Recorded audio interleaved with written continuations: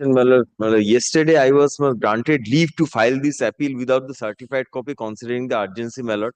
The work order is supposed to be issued any day, my lord. I am challenging a grant of tender on the basis of an absurdly low rate, my lord.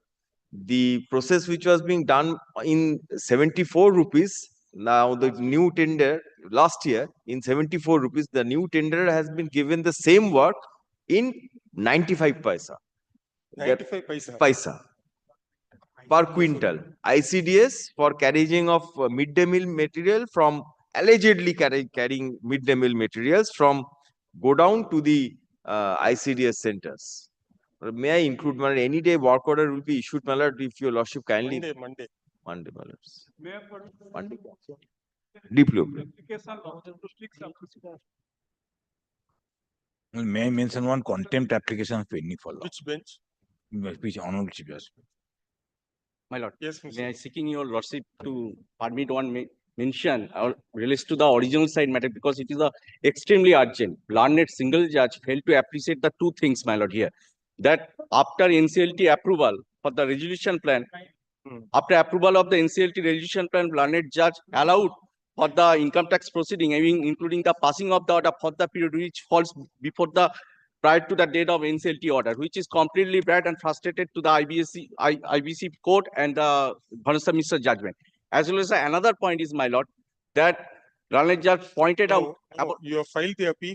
Yes, I have filed the appeal. It is already here. We requested the official. Now it is a faceless, whether they will accept our prayer or not. But my lord, we have accepted the Friday it will come. my lord, if your lordship kindly take up the matter today, because any time they can pass the order, my lord. Today it can't be done, Mr. Boss. No, Friday it will come. You please keep. It may be top of the list, my lord. Yes, top of the list. Lordship, may I be permitted to mention, praying for filing the memo of appeal against an order, Your Lordship, based on the server copy. What date of the order? Date of the order was, Your Lordship. Lordship, the urgency is that after the order Just date, tell the date. The urgency we will see when the appeal comes. the date is 6th of March, Your Lordship, and as per the order, 7 days has to be, within the 7 days, the Quickly authority. granted. Yes. For inclusion, man. Inclusion. My lords, the Manrega matter, my lords have given utmost importance to this matter from But time now, to time. read in the newspaper that the Joint Parliamentary Committee has made a recommendation saying that funds have to be released for this. That's right, my lords. That material you have got? Have you got that material? Yes, my lord. I, in fact, deposed before the Parliamentary Standing Committee as an expert witness, Your Lordship. I was invited by the Standing Committee, Your Then Lordship. can you file a supplementary appeal? I shall do that, Your Lordship. We'll list it next week. Next Thursday, Your Lordship. It is It's running in the list, however, Your Lordship. fresh admissions got one step.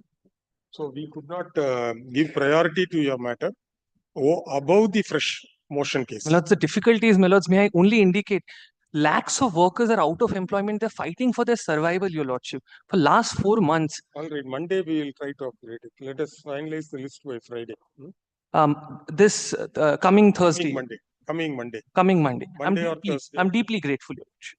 Your Lordship, I am petitioner in person in an assigned matter which your court had sent to Justice Bakshi. The matter was to be concluded by 12th. But now it has to be. Is gone there. My matter is very serious, Your Lordship. No, you give a letter. I wanted to have it in your court, Your Lordship. Why? Why? I'm just telling you, Your Lordship. My wife is in a life-threatening situation, and for the last 1 year, it was pending in High Court, and Justice Bakshi was about to conclude. He was only asking that whatever matters related to misuse of liberty, repeat of offense, and disobedience of judicial orders, and the criminal history of the respondent was to be mentioned. Now, what has happened? My wife being in a life-threatening situation, all the medical reports is a very serious situation, Your Lordship.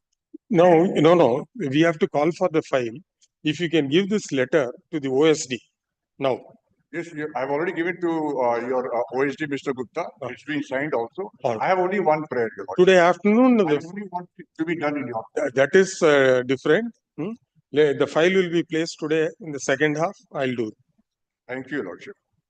You take this and send it to Samrat. Appellate side Daily Lease, serial number 1.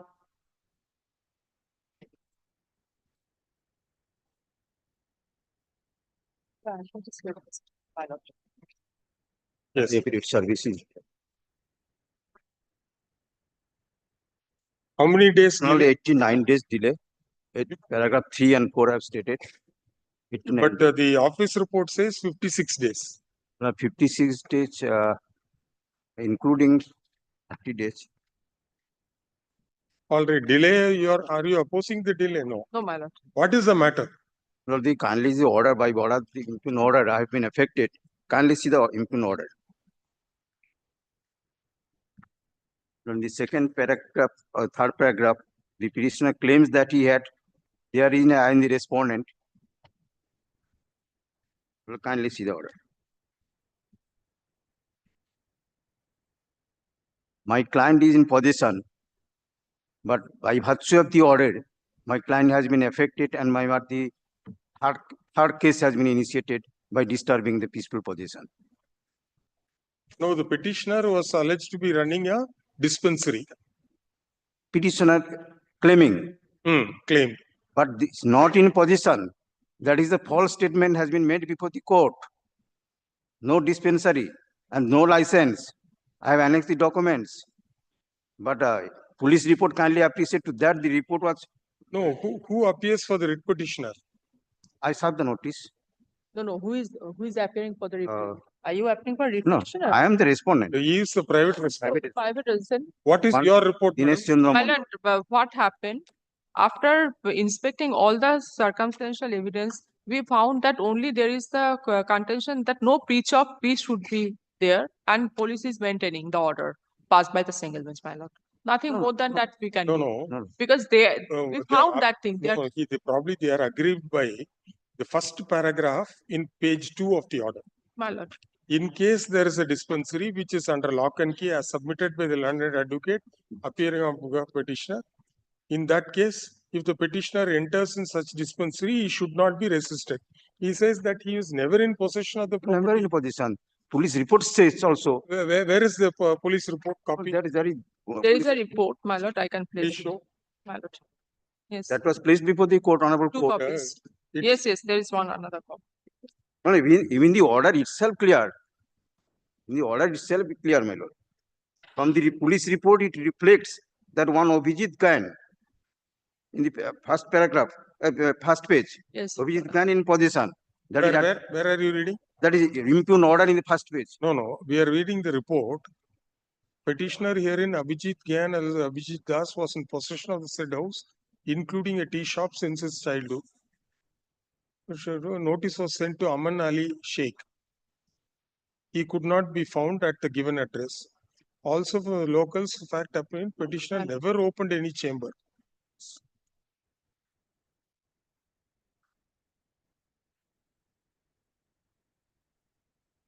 I am submitting by the impugn order itself.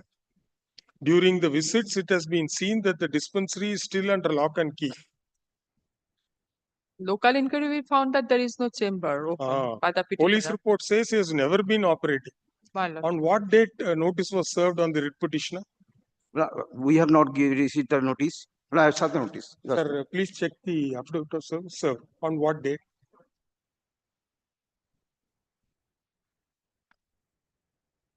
Deputy Service.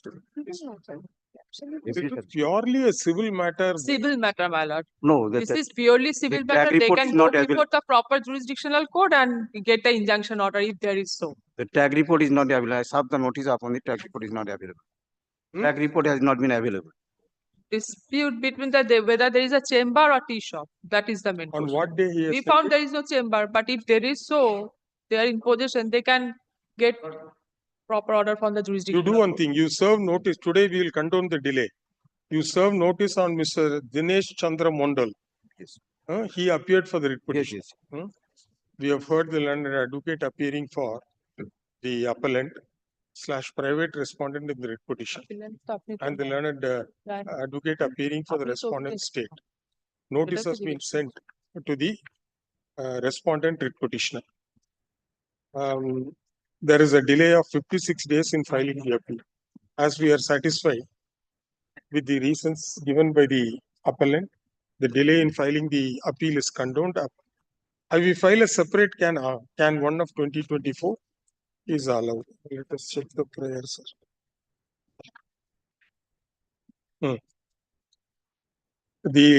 Since the writ petitioner is not respondent writ petitioner is not appearing today, we direct the learned advocate for the appellant to serve notice on Mr. Dinesh Chandra Mondal and Mr. Debobatra Mondal, who appeared for the writ petitioner before the learned single bench. Let the matter be listed on Monday in the admission list.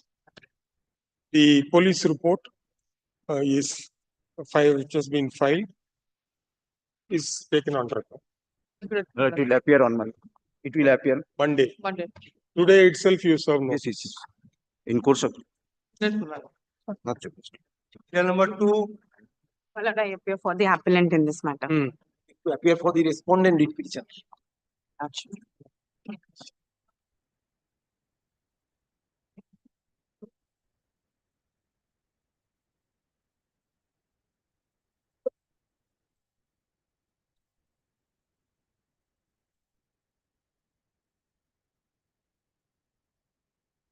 Yes.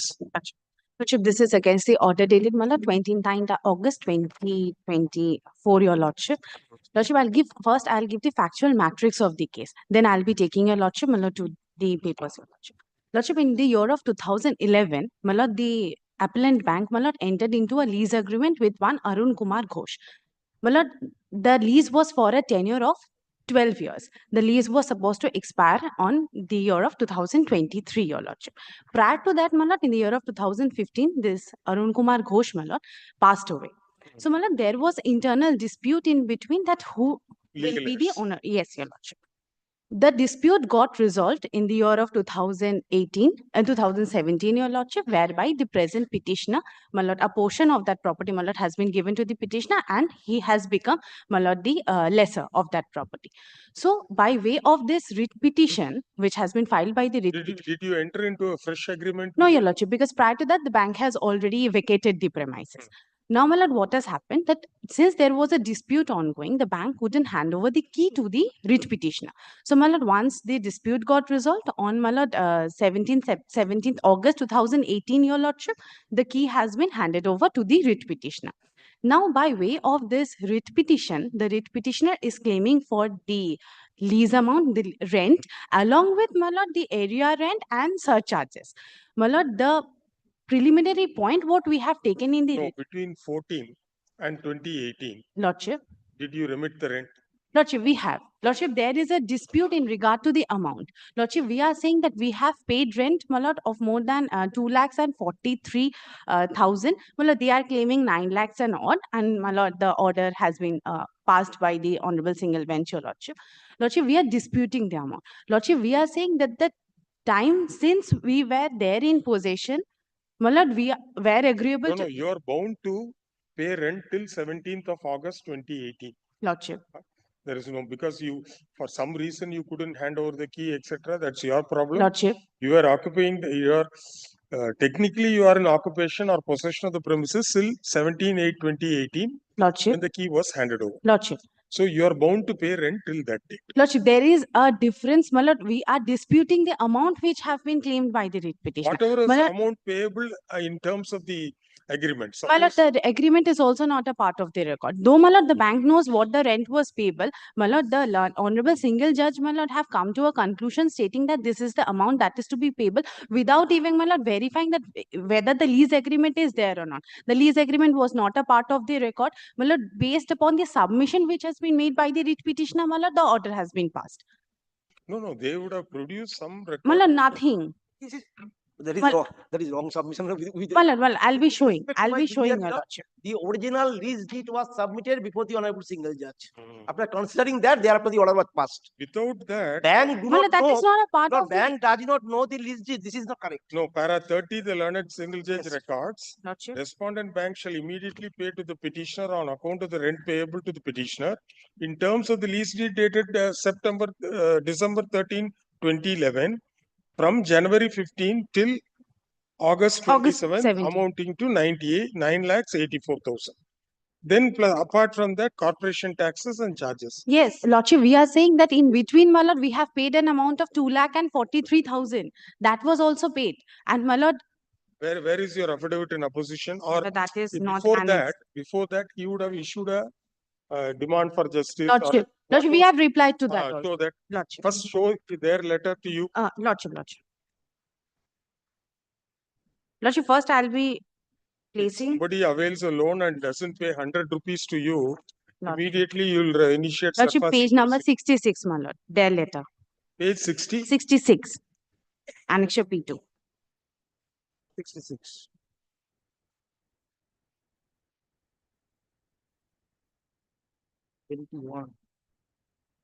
My lord, he has continued. My lord, then regarding the amount of rent, your lordship, again, another demand justice was given, which is at page number 71.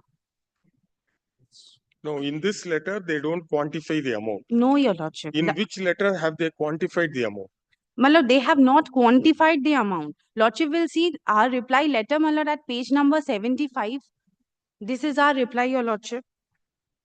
Yes. If Lordship may kindly turns to the next page, page number 76.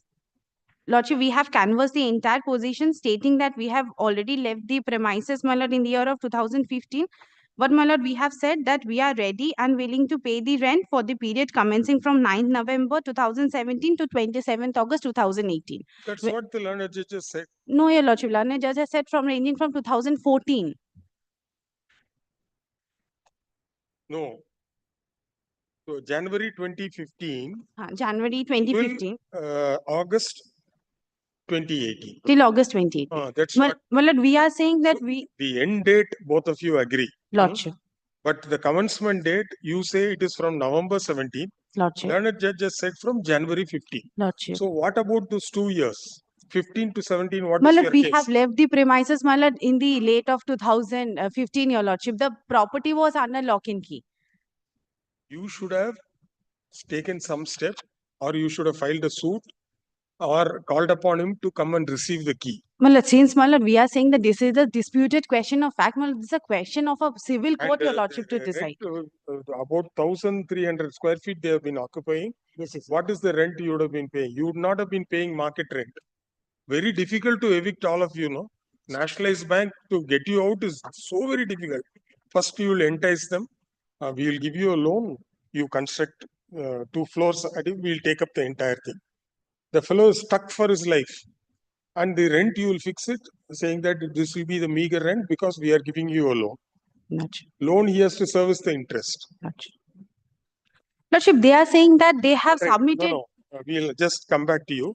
How do you quantify 9 lakhs? Lord, there is a specific fixed rate mentioned in the lease deed also. And in terms of that lease deed, Milord, we have calculated it, we have submitted before the Honorable Single Judge. Honorable Single Judge, after considering that aspect of the matter, thereafter, Milord, passed and Milord, specifically, Milord, quantified the amount. How the Honorable Judge, Milord, can come to finding that? Because of the view that we have, Milord, quantified the entire amount in the writ petition. Milord, I can show your lordship the writ petition, and for that writ petition, Milord, the Honorable Single Judge has, Milord, found that there is a quantified amount. I cannot, Milord, even also I cannot claim, Milord, 1 rupee, because, Milord, the lease deed specified that for that period, in the writ 2 petition, rupees 2 per, and for that period rupees 5 per. Milord, everything is clear in the, even also, Milord, the corporation tax. If you Corporation tax, the 100% of the corporation, Milord, surcharge, and, Milord, the respective portions of the premises which has been occupied by the bank, Milord, for that, Milord, he has to pay the tax. Wait. My lord, if you Patna, you come to lordship. page 32. 32. It has been properly dealt with by the Honorable Single Judge. Lordship. Para 21. This is a copy of the writ petition. See how they have quantified. Page number 32, your lordship. 32. That's a writ petition. Internal page 9 of the writ petition. Lordship. Yes, lordship. This is how the learned judge has calculated that. Your petitioner state in terms of the lease deed, the period of 12 years, ending so and so, there is a slab of rent mentioned in clause 2, provides 15 rupees 50 paise per square feet, with effect from so and so, 3 years. Yes, your lordship. 17,882 from so and so to so and so. 20 rupees 49 paise from 17 to 20. And 23 rupees 57 paise from August 20 to July 23. And 27 rupees and 10 paise from August 23 to July 20, amounting to 11 lakhs. That's how they have calculated. And the learned judge rightly took into consideration 27th August 18, because that end date you have also admitted in your reply. Lordship, that is there, the letter is there at page number 70. If Lordship kindly sees, my learned senior friend is saying that the lease deed was produced. If Lordship kindly comes to page number 99, my lord, internal page 5 of the order impugned. Lordship, I'll be placing para 10, my lord. My lord, so far as the merits of the case is concerned, according to Mr. Banerjee, the purported lease deed said to have been entered in between the predecessor in interest of the writ petitioner and the respondent bank would be an invalid document. He says that the respondent challenges the veracity of the deed as the same is in contravention of the provisions under section 35A of the Indian Stamp Act. He further says that in such an event, when the veracity of the lease agreement is challenged, the same involve proof of facts and that should be on evidence before a civil forum, and the writ court would not be a competent forum for adjudicating the issues involved in the factual question. Well, we are saying that had there been an admitted amount, my lord, the writ court would have interfered rightly. Or the lease deed is admitted. It won't lie in your mouth to now say this is not admissible because it is not stamped. You have acted upon that. You should have insisted upon registration, payment of stamp duty at the inception. You didn't do it because you will have to pay money for that. Yes. As a lessee, you will have to pay money. Be reasonable. Lordship, then let me come back with the instruction. What is the admitted amount, my lord? If the admitted amount is there, my lord, we are saying that we have already paid 2,43,000 out of this entire amount. That should have been your defense there. This averment in para 21 is uncontroverted. The end date has been accepted in page 76 by the bank, and you please pay, madam. Please come. My lord, let me come back, my lord. Whatever amount has been paid by the bank, my lord, the bank will have to pay an extra, my lord, in You that. file a suit for recovery. This Lordship, they ought to have filed a suit, your lordship. all right. This intra-court appeal by the Union Bank of India is directed against the order dated 29/8/2024, passed in WPA 134/68 of 2019. The admitted facts are the appellant bank entered into a lease agreement with one Somnath Chakraborty, correct? Yes, yes, yes. One Somnath Chakraborty in respect of a premises. No, Lord, the original lessor was the Arun Kumar Ghosh. Arun Kumar Ghosh, not Yes. in respect of the subject premises, which the bank took on lease and entered into a lease agreement. The terms and conditions of the lease agreement were reduced into writing, and the rent payable by the appellant bank was also clearly set out in the lease agreement, which appears to be agreement, and there appears to be an increment once in every 3 years. 3 years. The terms and conditions, the terms and conditions of the lease deed and the rents payable have been mentioned in paragraph 21 of the writ petition, which was never controverted by the appellant bank. The original lessee, original lessor passed away, and there appears to have been certain internal disputes between the legal heirs. There appears to have been certain civil disputes as to who would succeed to the ownership of the property, and this ultimately got resolved pursuant to an order passed by this court in GA number 3311 of 2017, GA 65 of 2017, PLA number 88 of 2015, EOP LA number 2 of 2017. After obtaining the certified copy of the said order, by which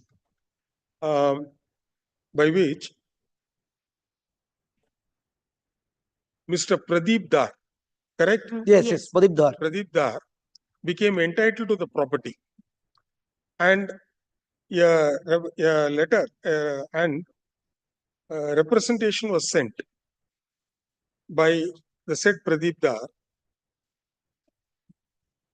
But the last representation was at page, my lord, Come on, the Seven- writ petitioner, 70. on 13/3/2018, requesting for payment of the arrears of rent and also the property tax and other charges which were payable by the appellant bank who had taken the property on lease in terms of the lease agreement. Since the representation dated 13/8/3/28,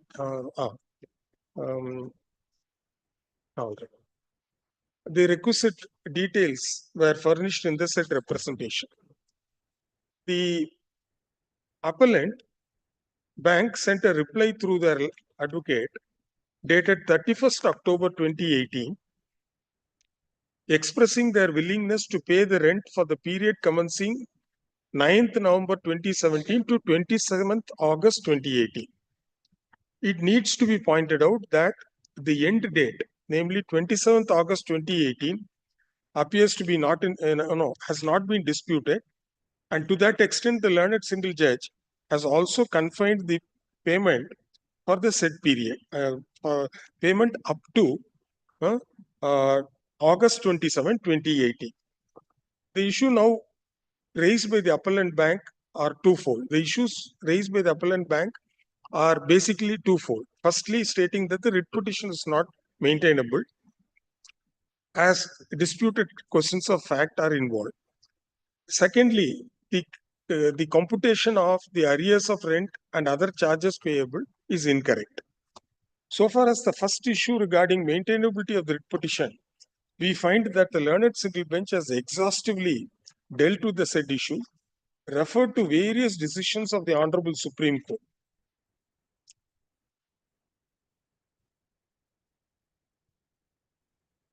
And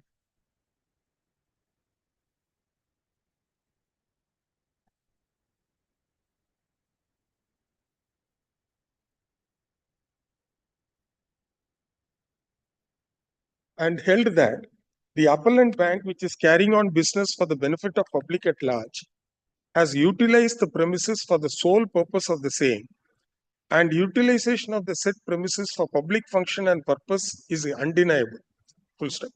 Further, it was held that performance of obligations with respect to the property by the appellant bank is unavoidable and mandatory as per the constitution scheme, and therefore there is an obligation on the appellant bank to adhere to the constitution standards in its functionality, which is inescapable.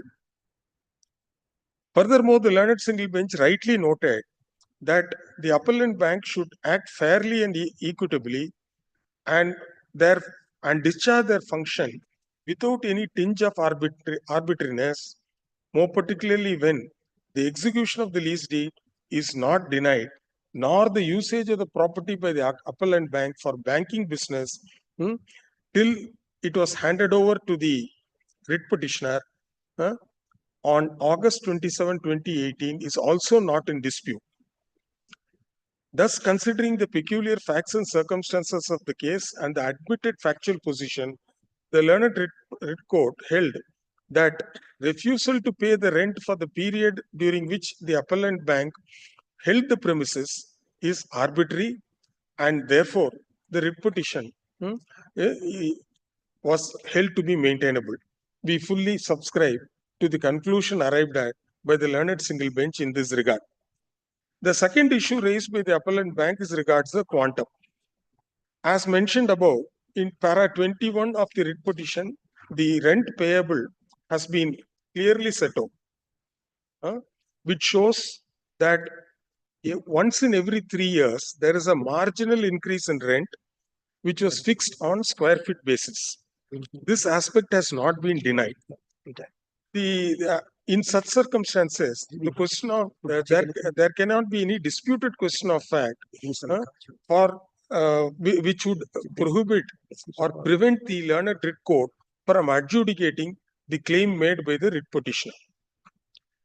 In such factual situation, the learned single bench rightly took note of the terms and conditions of lease and held that the appellant bank are required to pay the lease rent in terms of the lease deed dated December 13, 2011 from August 2015 till August 27, 2018, and the amount was also quantified. Furthermore, the amounts payable towards corporation tax and other charges in terms of the lease deed was also held to be payable for the period from July 2014 to August 2018, and the amount was also quantified. Thus, we find that the case on hand was a very peculiar case on facts, much of which remained undisputed, and therefore the appellant bank cannot wriggle out of their liability in paying the rent to the lessor / owner of the property, that too in terms of the terms and conditions of the lease deed. In fact, the appellant bank attempted to argue that the lease deed is an unstamped and unregistered document and therefore cannot be relied on. This aspect was also considered by the learned single bench and rightly rejected. Full stop. It will not be open to the appellant bank to contend that the document is the lease deed is an invalid document when they have acted upon the said document from the year 2011. Thus, we find the order and direction issued by the learned single bench does not call for any interference. Accordingly, the appeal fails and the same is dismissed. The order and direction issued by the learned single bench shall be complied with a period of 4 weeks from the date of receipt of the server copy of this judgment and order. Lordship. I'm grateful, sir. Yes, I'm grateful to your lordship.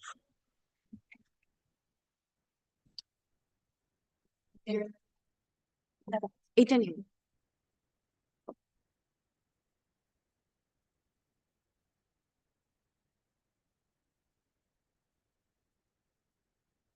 Yes, sir. Both appeals are here. Yes. My lord, yes, both Lordship. appeals are here. My lord, rather I am more flabbergasted and confused after receiving their copy of appeal, because at one point they are objecting that the petition number 2, appellant number 2, the company which has been incorporated and has taken over the assets and liability of the partnership firm, has no meaning. Wherein in the appeal they are saying that I am the successor. At one point they do not want to accept my bank guarantee, that wherein I am suggesting that since my business assets and liabilities have been taken over by the partnership firm by the company in terms of the settlement agreement, the firm has not been dissolved and I have been registered with the authorities. In their cross appeal, they are saying that I am the successor, so the company should also be debarred. My lord, the question is, before getting into their condemnation of delay, let me submit the facts of my case, my lords.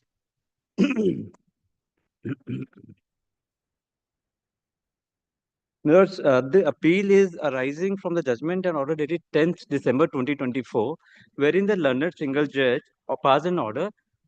The fact is, there was a firm, MNS Co, that was a partnership firm, and the partnership firm entered into a settlement agreement with a company, MNS Co Private Limited.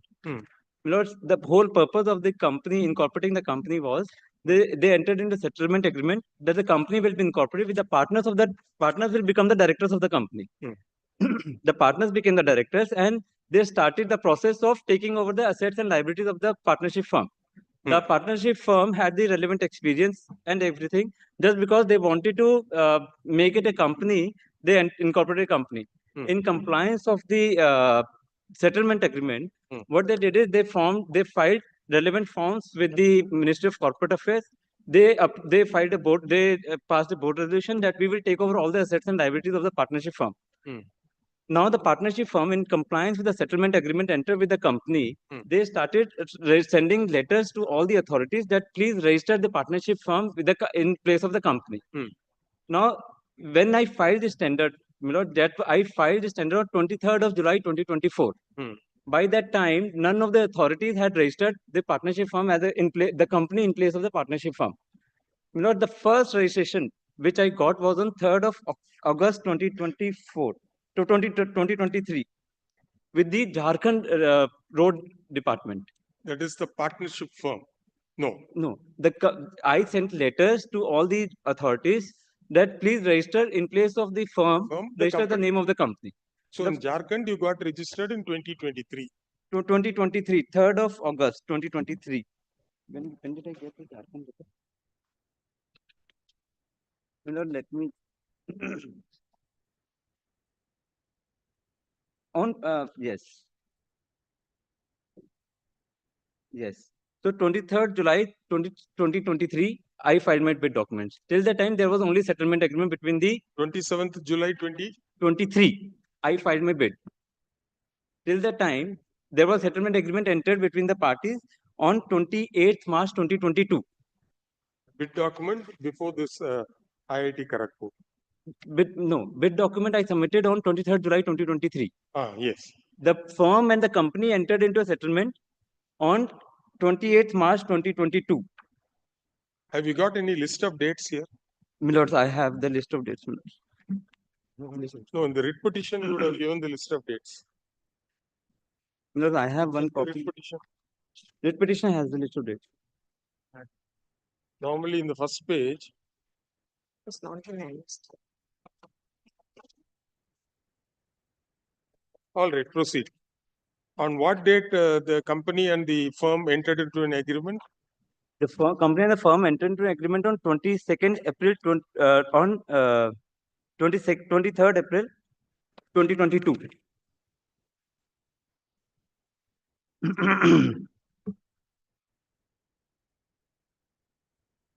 28th March 2022. The company passed a board resolution.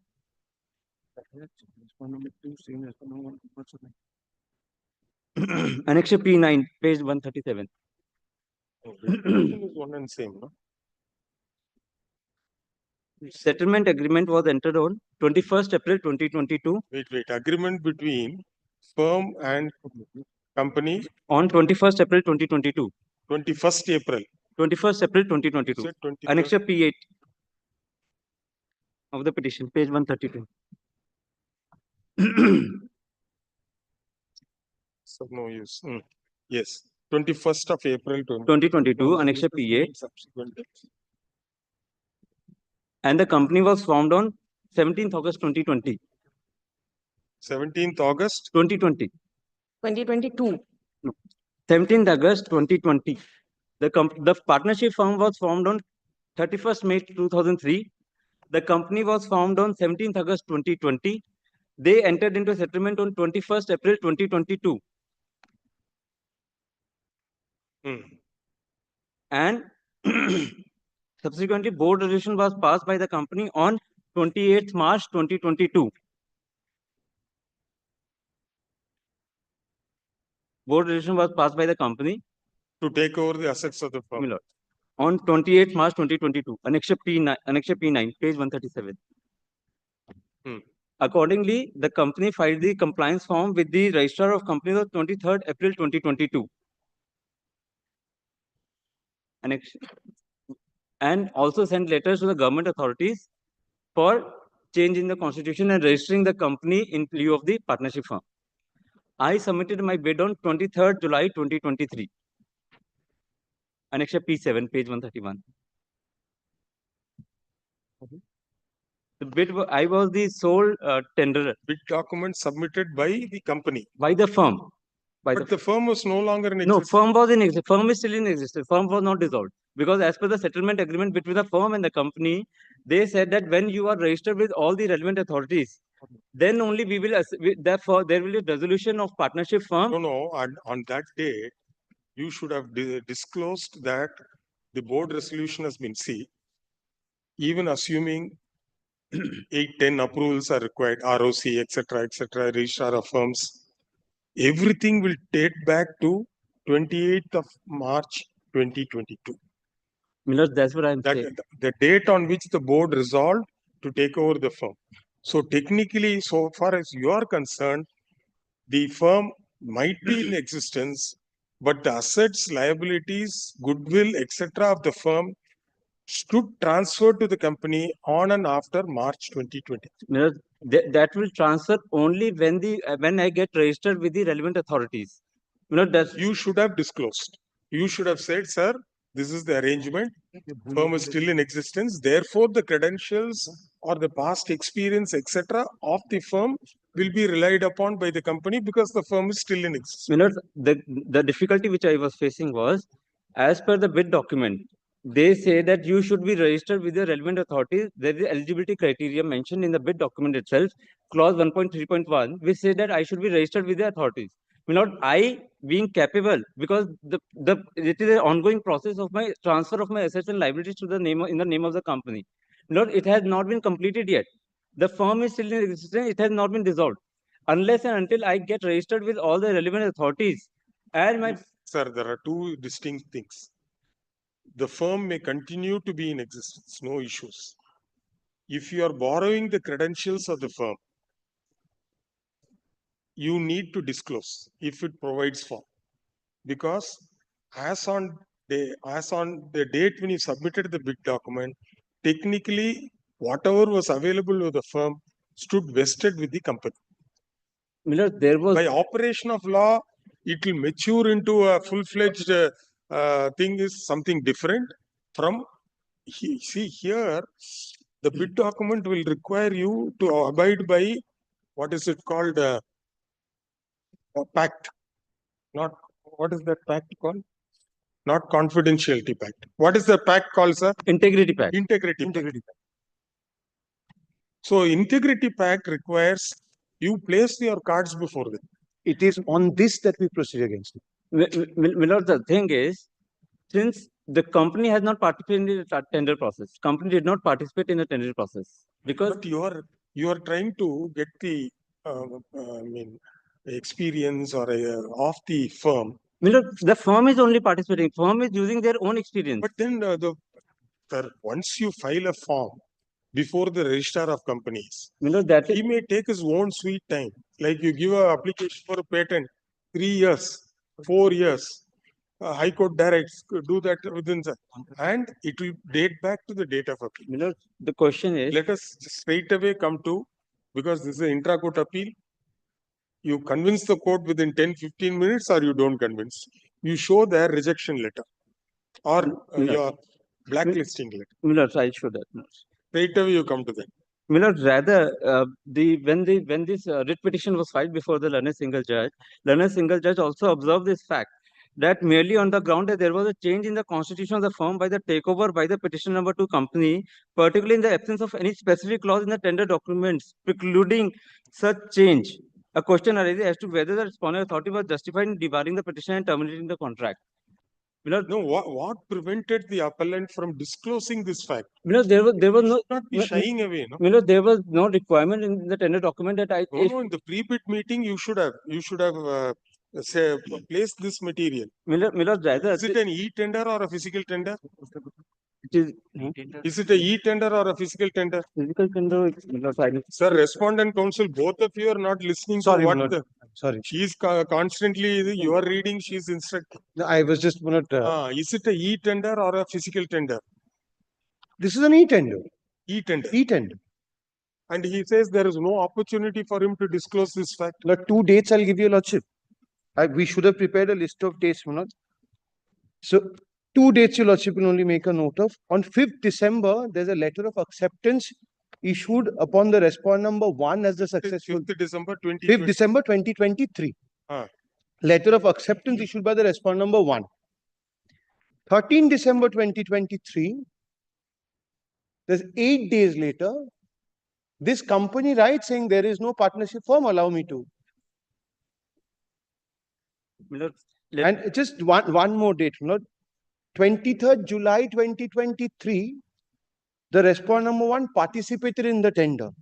So from July to December, they wait to see who gets it. The moment he gets it, in 8 days of that saying this person is not in existence, I am going to give the tender influence. I am going to perform the work. I am going to perform the work, allow me to give the bank guarantee. So I write back to them, the show cause comes much later. I write back to them saying the successful tenderer is X. You are Y. You can't give the performance bank guarantee. The immediate response is there is no X. X is me.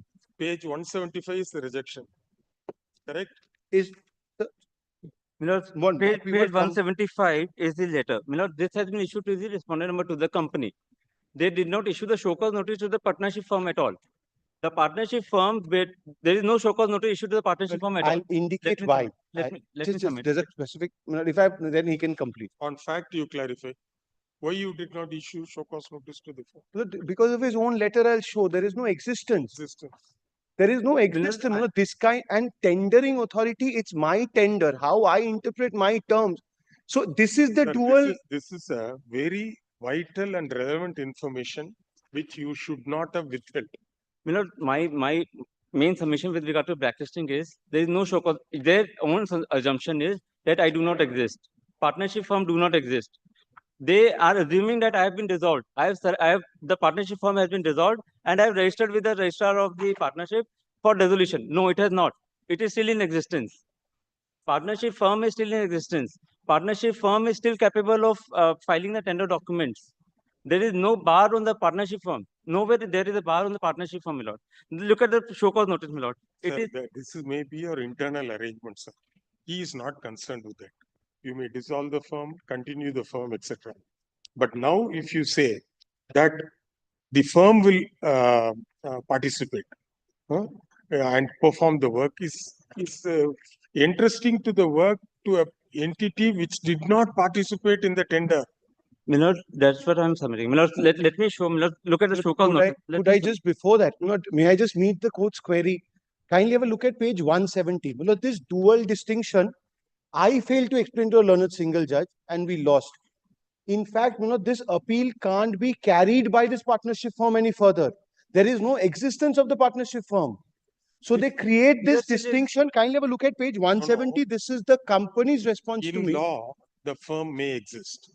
So far as the tender inviting authority is concerned, the firm doesn't exist. Doesn't exist. In terms of his letter dated 13th December. That is all.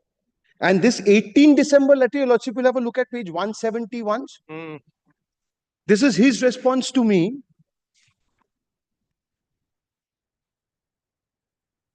This is his reference to his 13 December, which I pointed out, saying, allow me to give the bank guarantee in favor in exchange of the partnership firm. He writes, in reference to the above subject, we want to mention that we have informed earlier by a letter of 13 December 2023. Please mark this, that the constitution of the firm, so-and-so, has been changed to a private limited company. So now the person who participates in the tender, forgives me, Lord, but becomes like Mr. India. He disappears. He becomes completely non-existent. Somebody else comes in and says, he has become me, I am going to participate. So I have to issue a notice to show cause or to blacklist only to this company today because the company is saying I have assumed or subsumed this partnership firm and there is no existence of the partnership firm. So a declaration and an integrity pact is given by party A. Party B says party A has become me, I did not tell you this. It has changed now. And he gives MGT form 14 and all, which was filed in 2022. Yes, 23rd April 2022. 22. These are the compliances which So I could not have. That is correct. That complaint statutory. Sir, we don't, he is not concerned about anything. You have the firm, dissolve the firm. But so far as a tender inviting authority is concerned, full and true disclosure. There was no requirement in the tender document itself that if by your own showing, especially annexure 22, page 176, 177, you have enclosed all these things. This is my reply to the show cause notice. I informed them when the letter of award was given. Look at the show cause notice. It has been issued to respondent number, petition number 2, appellant number 2. That's the company. That's the company. I did not participate in the tender process. They did not issue show cause notice to the partnership firm. So there is a blatant... Because on your own showing, you have said that the company has taken over the firm.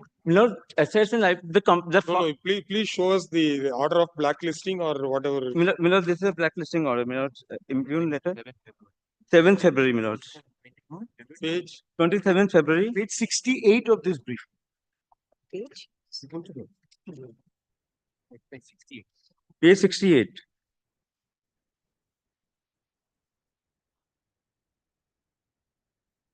No, they say that I do not exist, the partnership firm. They send a letter for debarment to the partnership. It is because of your letter at Mi- page 170. Milord, just look at the show cause notice at page 175. It is issued to the company. The debarment notice is issued to the company.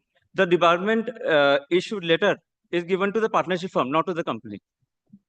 So there is a distinction. And paragraph number 3, they're dividing both company and firm. Milord, page 175, they issue a show cause notice. Because they see the privity is between the firm and the tender inviting authority. Milord, The company did not participate. so So therefore, so far as they, otherwise they will be, it will tantamount to issuing a show cause notice to an entity with which they had no connection at all. Milord, let me submit once again, Milord, just to clarify. They issue a show cause notice to the company that please show us that why we should not be blacklisting you. They blacklist the firm. They issue a letter to the firm. Letter to the firm in which they say both the firm and the company are blacklisted. Milord, now it is like pouring hot and cold water together. They are saying the firm did not exist. Sir, this is all bad, sir. Integrity pact.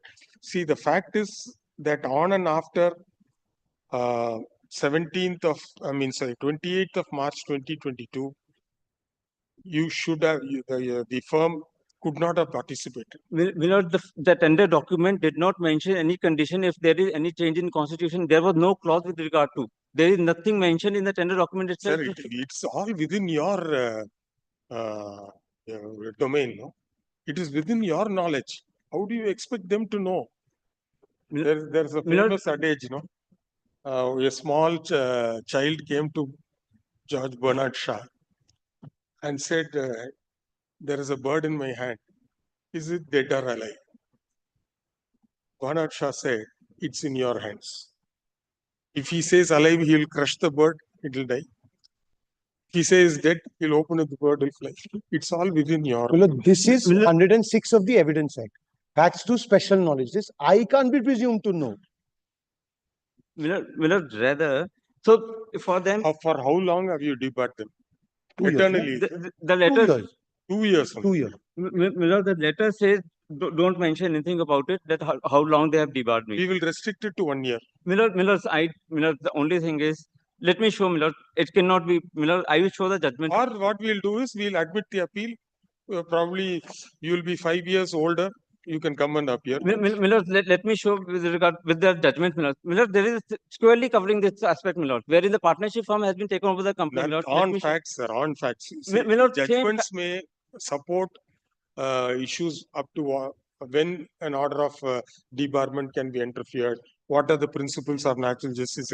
All these decisions with regard to tender relates to facts. Milord, let me show one judgment, Milord. Yes, only one judgment. Let us. Two judgments, Milord. One of Supreme Court and one is of Guwahati. One is the judgment which I'll show is GR citation. GR Engineering and 2009 code, Guwahati 9.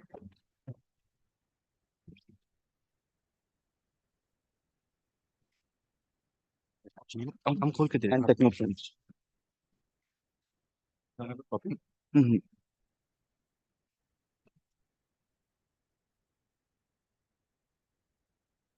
But before he cites that decision, could I on fact just show one thing? Then I'll also, Your Lordship will just have a look at page 175 once.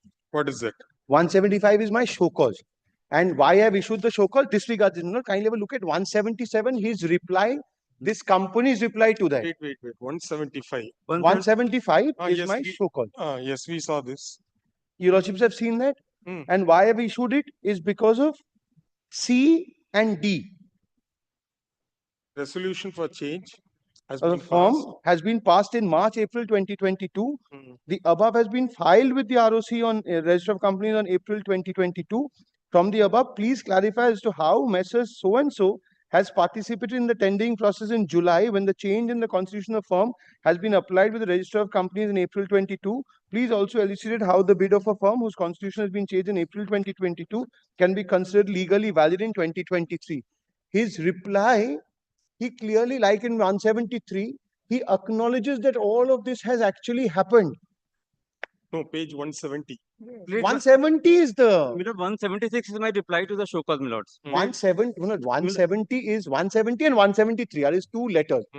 And this distinction that it now tries to make, if my learned friend gives me just 1 minute, this distinction that the partnership firm has now become a company, but you have to give a notice to the partnership firm. This is where the learned single judge went against us. That you should have given a notice to the partnership firm. You could not have proceeded against the company without possibly our failure to make that what has just fallen from this honorable court. That distinction goes in view of page 70. The moment he writes page 1, that those two letters, this gets subsumed into another. It becomes one entity. Milords, But the declaration of the Milords, integrity fact is wrong. Milords, I beg to differ, Milords. They have issued a show cause notice. They are at one point they are saying the company has been taken over by the firm. The firm is not in existence. However, I'm saying that firm is still in existence. They issued a show cause notice. They don't do it on their own volition. Milord, That is on your letter at page 170. no, Milords. What I'm saying is it is still ongoing process. It is still not complete yet. This is still not complete. The firm has not been dissolved yet. The settlement agreement which has been entered into between the partnership firm and the company, it says when all the assets and liabilities will get transferred, there will be a formal dissolution deed and the partnership firm will surrender with the registrar of partnerships that we are not in existence. We are still capable.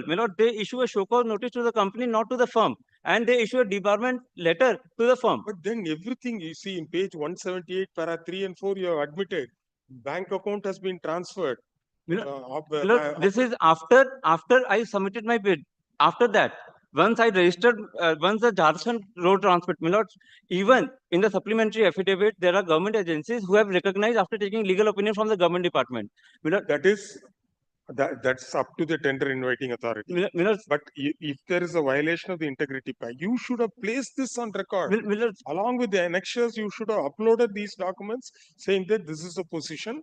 Technically, the firm is yet to be dissolved. It's still carrying on business. So we'd like to see, assuming you don't, the company doesn't get the goodwill of the firm, the company becomes ineligible to participate. If pre-qualification conditions, you will not come.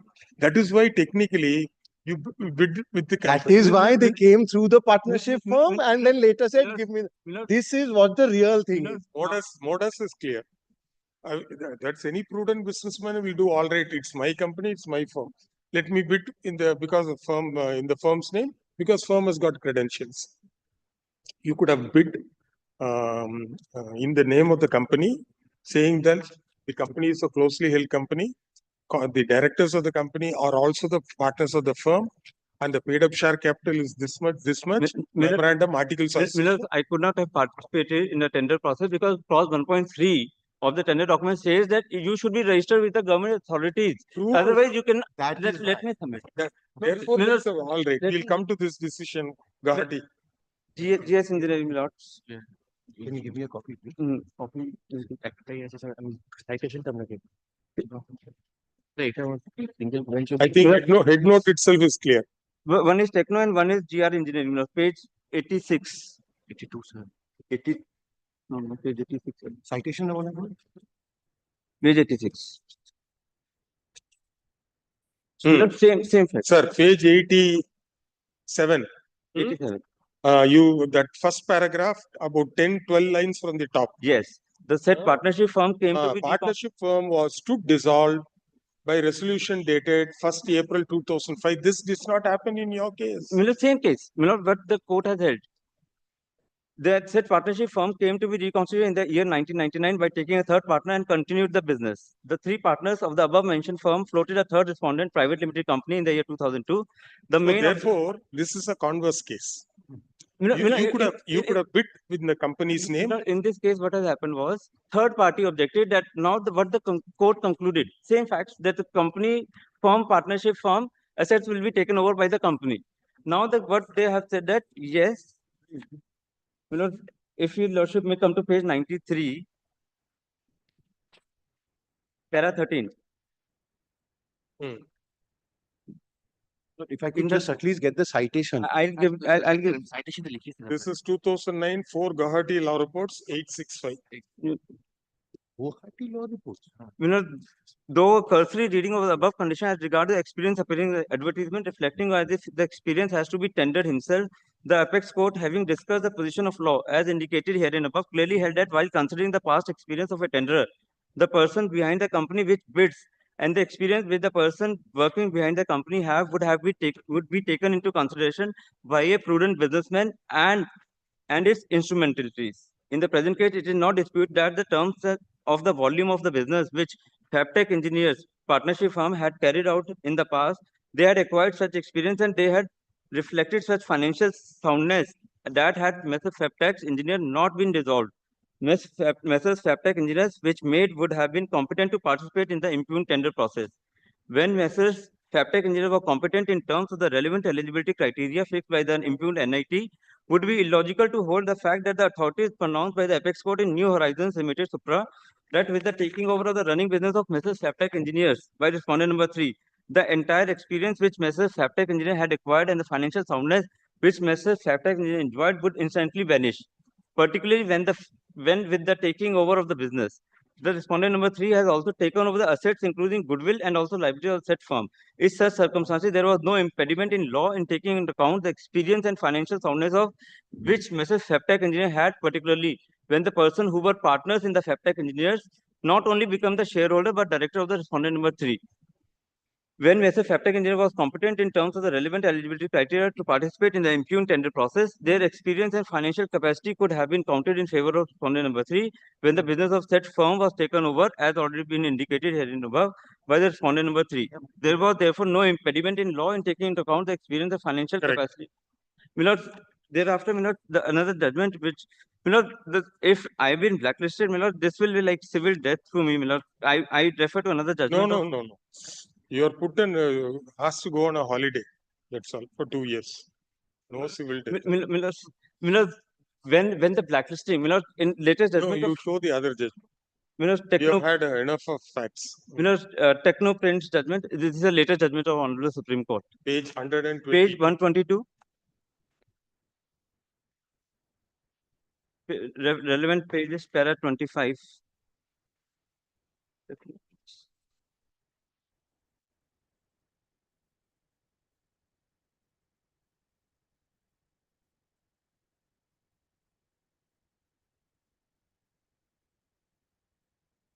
Page 141. Page? Page 141. 140. Of Techno Prints. This is the latest Supreme Court judgment. I didn't have the citation because this has been pronounced in February only. This court in full. Get a copy. I'll give it. No, I'll have to deal with it right now. Just give me a copy, please. Copy over there. Copy to nine. I have.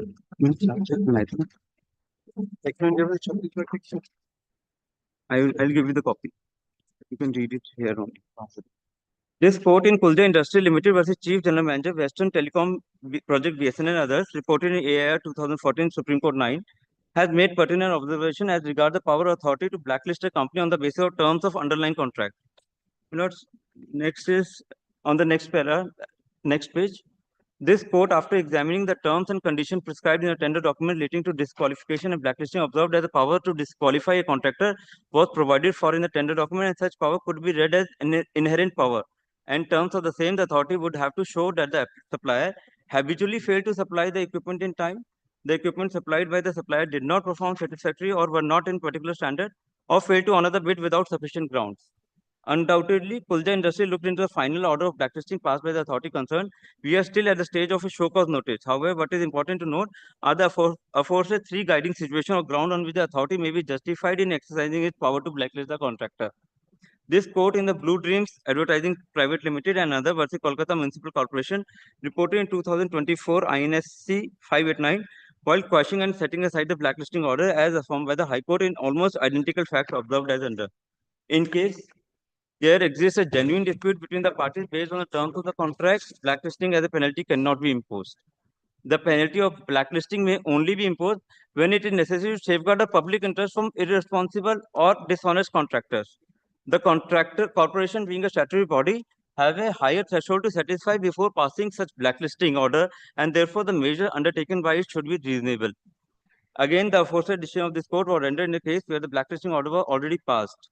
However, what is important for us to say is that when there are guiding principles explained by this court as to when and in what circumstances a blacklisting order can be passed, then in our opinion, such principles should also be borne in mind by the authority at the time of issuing show cause notice.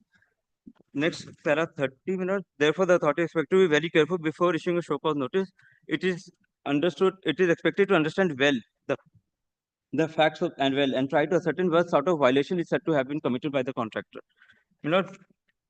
Thereafter, this was set aside, that the guiding principle, had I intentionally played fraud, had I submitted fake documents? No. Had I caused loss to the public exchequer? No. Had I gone against the public policy? No. There is imposing a blacklisting is like severe punitive punishment. It cannot be imposed just because they feel that they have not submitted one particular document. They have not issued a show cause notice to the firm. They have issued show cause notice to the partnership to the company, and they say that the firm do not exist. But when they have to debar, they issue a notice to the partnership firm. Then there is no notice to the company. There is a violation of the principle of natural justice, There are other judgments with regard to Gorkha Securities, if Lordship may consider that, Gorkha Securities, the first judgment, page number 1. Relevant paragraph is, I mentioned paragraph numbers.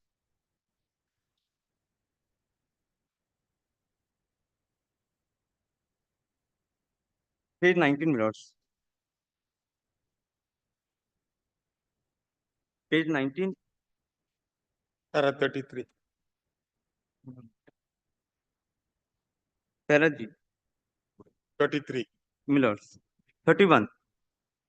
First. 31 is the extract from the other Page 18. decision. Page 18. Karnakar. Para 13. 31. When it comes to the action of blacklisting, which is termed as civil death, it would be difficult to accept the proposition that without even putting the noticee to such a contemplated action and giving him a chance to show cause as to why such an action be not taken, final order can be passed blacklisting such a person only on the premise that this is one of the actions so stated in the provision of NIT. Thereafter, my lord, page 19, fifth line from the bottom. Therefore, it is not acceptable that non-mentioning of proposed blacklisting in the show cause notice has not caused any prejudice to the appellant. This, apart to the extreme nature of such a harsh penalty like blacklisting with severe consequences, would itself amount to causing prejudice to the appellant. For the aforesaid reason, we are of the view that the impugned judgment of the High Court does not decide the issue of the correct perspective. The impugned order dated 11/9/2013 passed by the respondent blacklisting the appellant without giving the appellant notice thereto. No notice has been given to the firm. It is contrary to the principle of natural justice as it was not specifically proposed and therefore there was no show cause notice given to this effect. Before taking action of blacklisting against the appellant, we therefore set aside and quash the impugned action of blacklisting the appellant. The appeals are allowed to this extent. What has the learned single judge done? In GR engineering, No. In our matter, learned single judge held that since no show cause notice has been issued to the learned single judge has erroneously held that show cause notice has been issued to the partnership firm, but it has not been issued. The learned single judge impugned order issued to the company. It was issued to the petition number 2, not to the firm. So learned single judge held that yes, blacklisting should not be imposed upon because there is no privity of contract between the company and the authority. So no blacklisting can be imposed. There is no privity of contract. Learned single judge also held that Article 19(1)(g) and Article 12, these are violating the show cause, the blacklisting would be very harsh. However, when it comes to the conclusion, when they pass the order, it says that partnership firm should be blacklisted. They have the authority, they have the right to take action against the partnership firm, but not against the company. Because these are two distinct entities.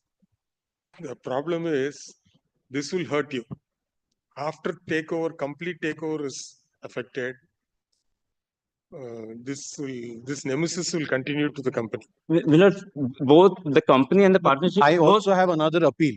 Instead of cross appeal, no, other appeal is only with regard to where he holds that I can't debar the company because of privity of contract, based on page 170. On their appeal, I will argue on the limitation only, They have delay of 59 days, I have judgment to that effect because the government authority, they have to explain the delay. Sorry, sir. If you do that, I'm not going no, that. you do that, we will dismiss it with 5 lakh rupees cost. Reject your argument. with five. I'm not. Please be reasonable. I'm not questioning. And as if as a seasoned advocate, you have not appeared in Section 5 application. You have been so lenient in several I bow down, matters. I bow Yes, down. please come. These intra-court appeals are directed against the One submission, order and judgment. only submission is blacklisting will cause because I cannot use because I'm still in the process. The firm has not been dissolved yet. All right. Because I cannot participate in any tendering process. It will be a civil death. The Supreme Court has held that in case a party is blacklisted, it not only affect the company because they will not be having a good Any action taken is square the agreement. That's it. These intra-court appeals are directed against the order dated 10th December 2024 in WPA number 10361 of 2024. In the said writ petition, there were 2 writ petitioners, namely M and S Company, the first writ petitioner, hereinafter referred to as the partnership firm, and M and S Paving Private Limited, the second writ petitioner, hereinafter referred to as the company. The sole respondent in the writ petition was the Indian Institute of Technology, Kharagpur. The writ petitioners as well as the respondent are aggrieved by the impugned order, and 2 appeals have been preferred against the impugned order. The appeal filed by the respondent to the writ petition, namely IIT, is time barred, and there is a delay of 59 days in filing the appeal. The learned advocate appearing for the respondent in the said appeal would vehemently oppose the prayer for condonation of delay, contending that contending that IIT being a Government of India organization, they should have been vigilant in preferring the appeal within the period of limitation. With regard to this submission, we need to note that the respondent / appellant IIT is not a business entity or a manufacturing unit, but it is an educational institution. Therefore, some play in the joints has to be granted in favor of IIT, more particularly when the delay is neither inordinate or unexplained, as the delay is only 59 days, and the explanation given by the appellant IIT is found to be fully satisfactory. Therefore, the delay in filing the appeal is condoned, and this application in so and so is allowed. We have elaborately heard please take your seat. We have elaborately heard the learned advocates for the parties and carefully perused the materials placed on record. The order impugned in the writ petition was an order blacklisting the partnership firm by order dated 27/2/2024. The reason for 2 appeals being filed, both by the writ petitioner as well as IIT, is on account of the finding rendered by the learned single bench, by which the learned single bench held that the partnership firm could be blacklisted for the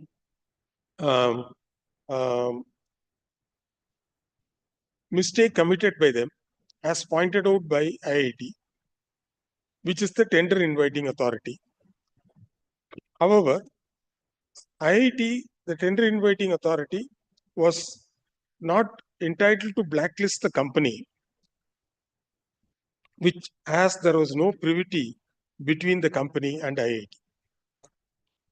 The learned advocate appearing for the appellant company as well as the firm placed reliance on the decision of the Honorable Division Bench of the Guwahati High Court in GR Engineering Works Limited versus Oil India Limited, 2009, 4 Guwahati Law Reports, 865. On going through the facts of the said case, we find that in the said case, the partnership firm stood dissolved by a deed of resolution, which was dated 1st of April 2005. And considering those facts and circumstances, the Honorable Court held that there was no impediment in law in taking into account the experience and financial capability of the firm, which was taken over by the company, and more particularly the partners of the firm became not only the shareholders but the directors of the company. The facts of the case is entirely different, and we are of the view that the said decision cannot be of any assistance to the case of the appellant firm and company. The next decision relied on by the learned advocate appearing for the firm and company is that of the Honorable Supreme Court in Technoprints versus Chhattisgarh Textbook Corporation, 2025 INSC 236.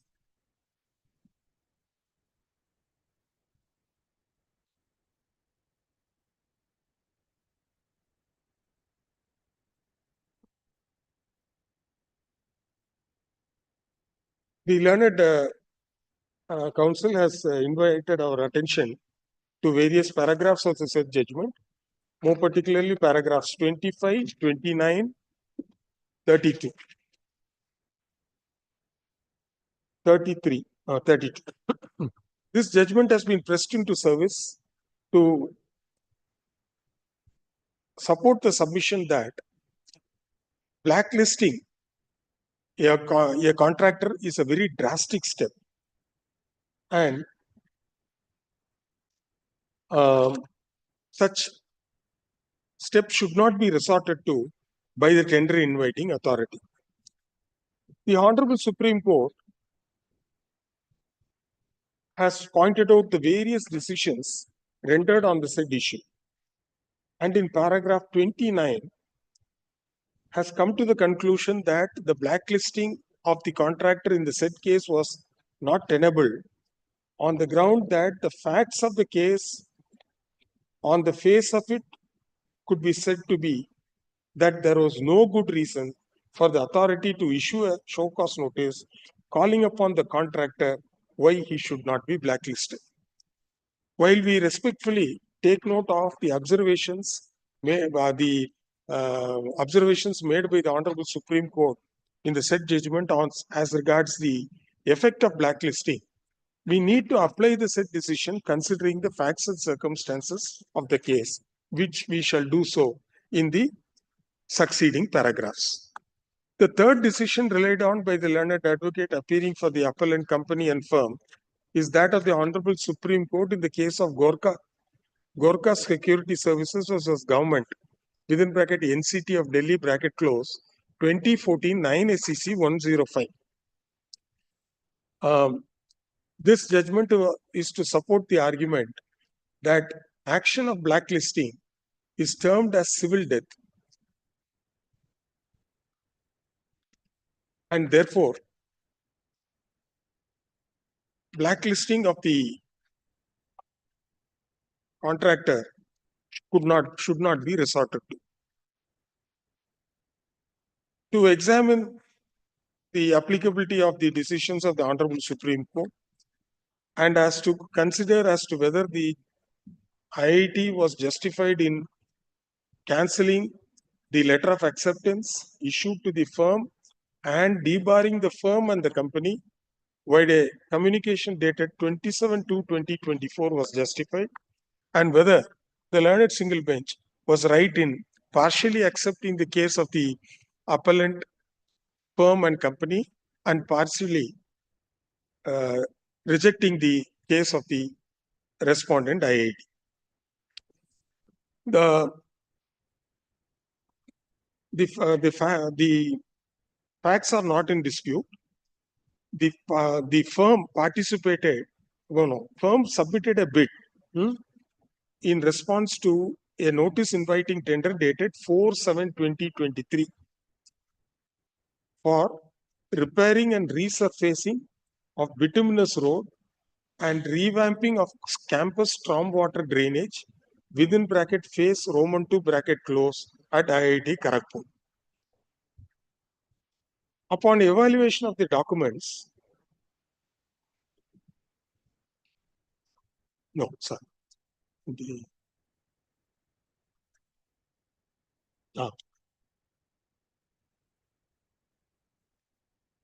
Upon evaluation of the documents, a communication was sent to the company dated 2/1/2024,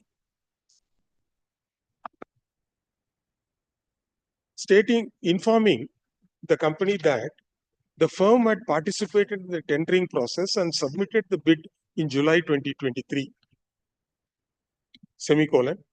However, resolution for change in constitution of the firm has been passed in March/April 2022, and the same has been filed with the Registrar of Companies in April 2022. The company was directed to clarify as to how the firm has participated in the tender process in July 2023, when the change in constitution of the firm has been applied with the Registrar of Companies in April 2022. The company was directed to elucidate how the bid of a firm whose constitution has been changed in April 2022 can be considered legally valid in July 2023. Further, the company was informed that during the tendering process, important/relevant information related to the technical qualification has been deliberately suppressed in order to gain unfair advantage with an attempt to mislead a government institution. The company, they were called upon to submit a reply latest by 13th January 2023. Full stop. Non-submission of satisfactory reason would lead to debarment/blacklisting as per the conditions of the general conditions of contract/government guidelines or under law. A reply was given by the company on 22/1/2024. We have perused the reply, which appears to be a very elaborate reply, and in no uncertain terms, the company has admitted about the formation of the company in August 2020, the board resolution which was passed on 28th of March 2022 by the company to take over the assets, liabilities, and other assets, liabilities, etc. of the firm, and that the requisite forms have been filed before the Registrar of Companies on 23/4/2022. Apart from that, in the reply,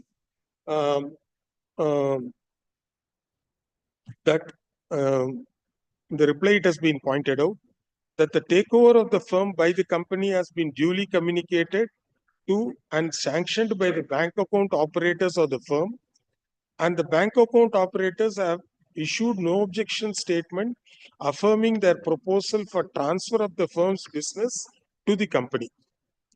And they have explicitly confirmed their willingness to facilitate the transfer of the bank accounts held in the name of the firm.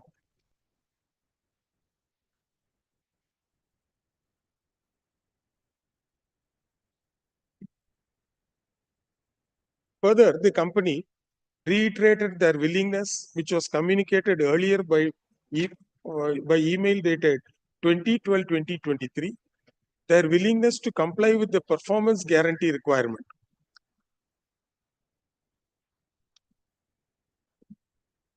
And allege that, ignoring all the communication, show cause notice has been issued.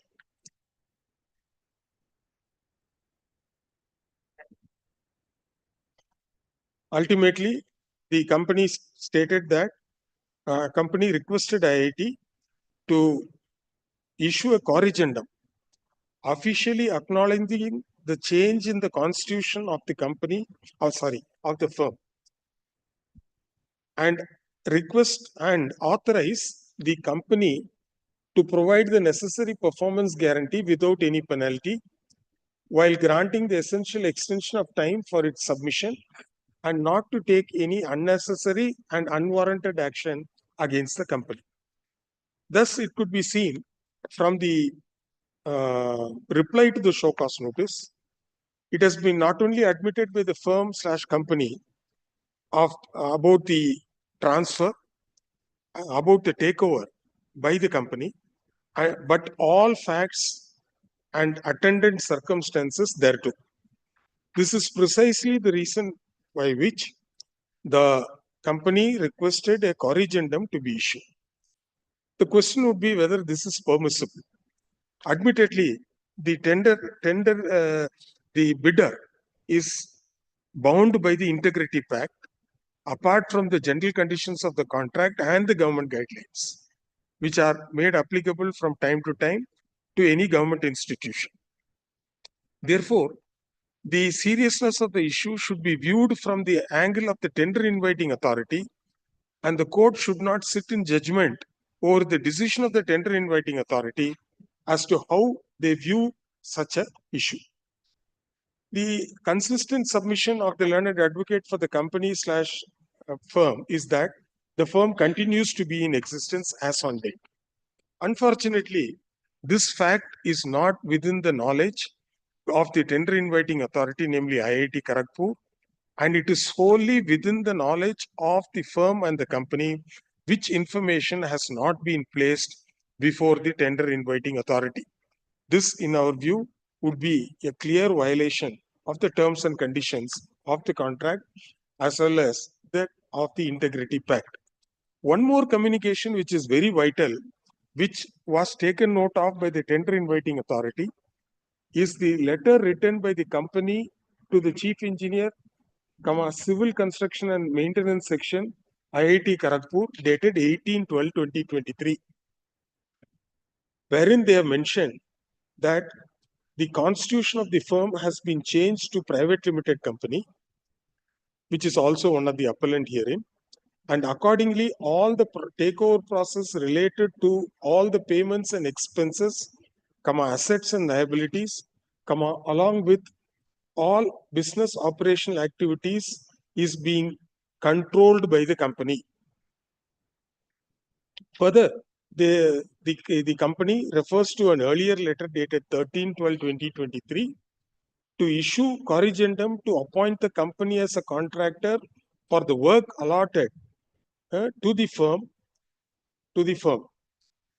Further, they informed that the constitution of the firm has been changed to a private limited company in the bank, and accordingly bank has activated all accounts and limits in the name of the company, and the bank is bound to issue performance guarantee in the name of the company instead of the firm.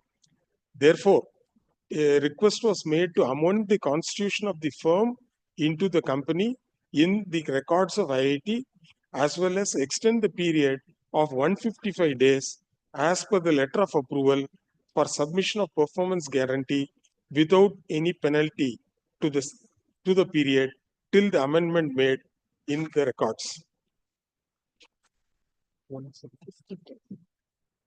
To extend the period by 15 days as per. Next is one.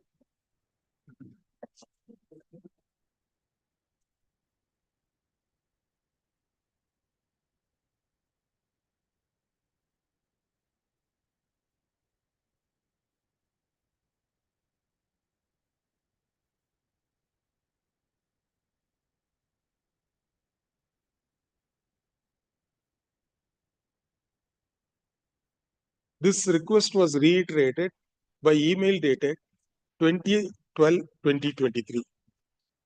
The letter sent by the company dated 18/12/2023 speaks for itself. Full stop. The tender inviting authority was informed in no uncertain terms that the firm does not exist and it has been changed to a private limited company. Therefore, the tender inviting authority cannot be expected to make a roving inquiry as to whether the firm still continues to be in existence or not, and the fact that the firm still continues to exist as submitted before us today was never brought to the notice in such form to the tender inviting authorities. Rather, it was in the affirmative that the company has taken over the assets, expenses, liabilities, along with all business operational activity of the firm.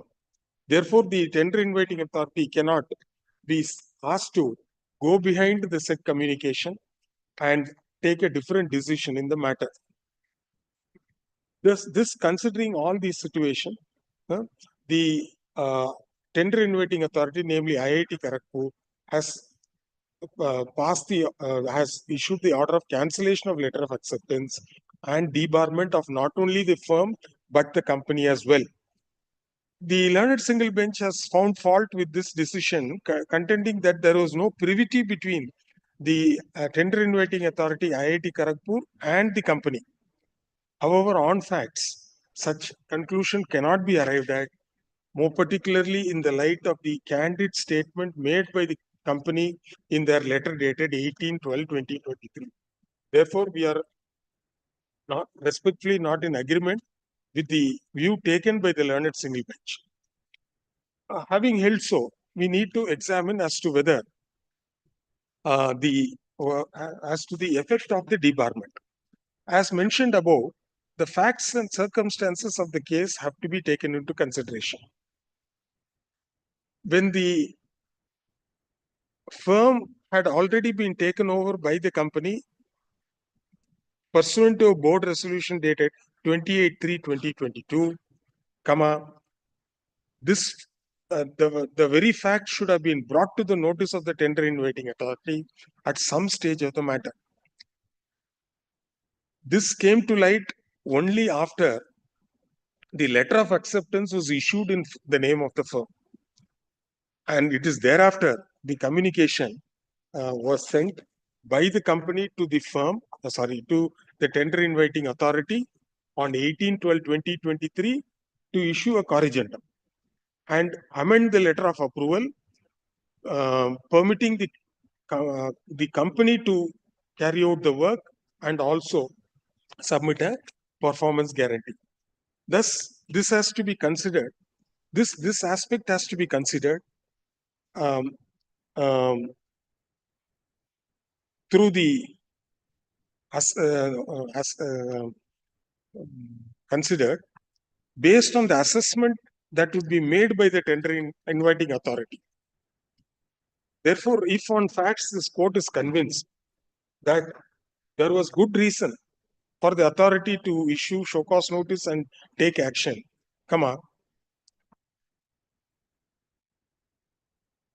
the case on hand cannot be treated to be one which is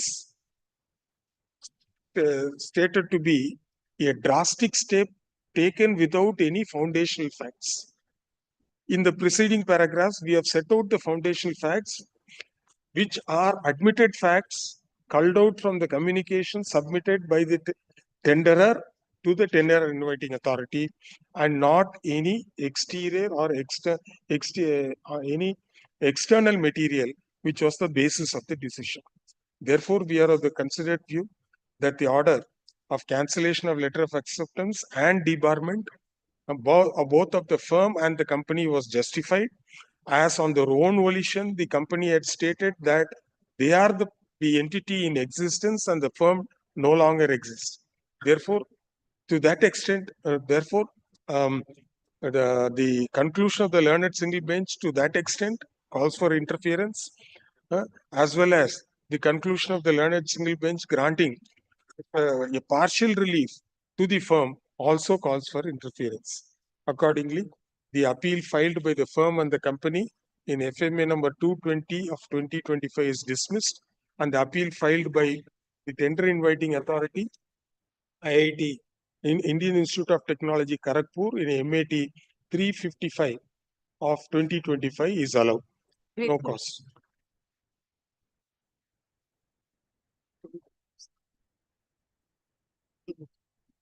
The the order of debarment does not specify the period. Any order of debarment cannot be eternal and should operate within a time frame. Therefore, we are of the view that the debarment shall be for a period of 1 year with effect from 27/2/2024, after which no stigma shall be attached either to the firm or to the company on the allegations on the basis of the facts which led to the debarment. So grateful, my lord. Yes, sir. Original site, 12:15. Oh, 12:30 is.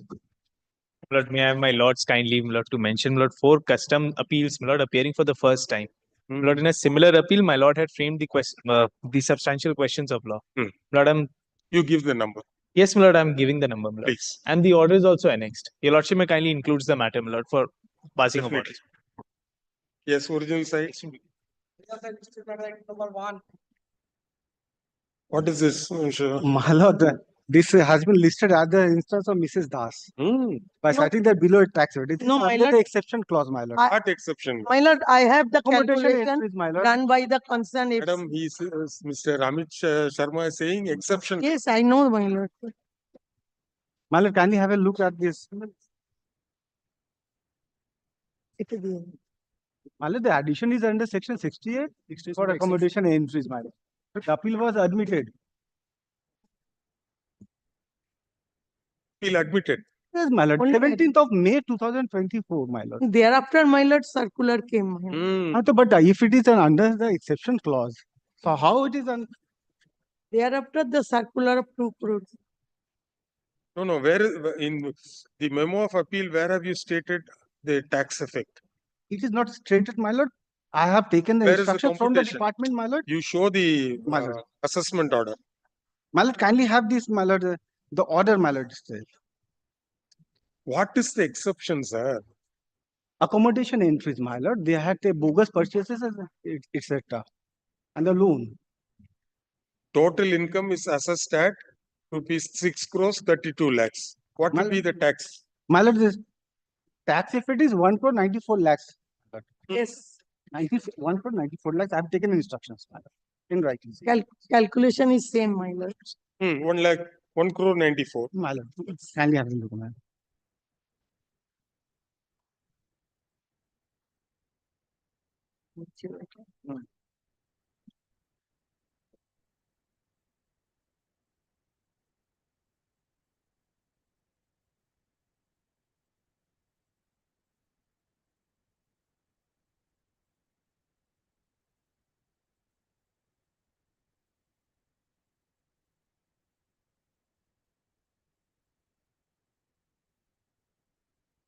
Organized tax evasion Yes. by accommodation. 3-1. My lord, kindly have the notification, my lord. No, that has been mentioned. Second page, my lord. Clause 3.1H. Yes, my lord. Second page, H, my lord. These are Bogus the capital exceptions. through penny stocks and accommodation. Accommodation. This is the case of And accommodation. what happened before the commissioner appeals?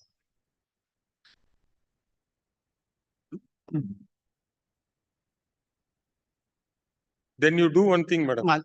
You argue on merits. Then let them file paper book. The direction was there to file paper book.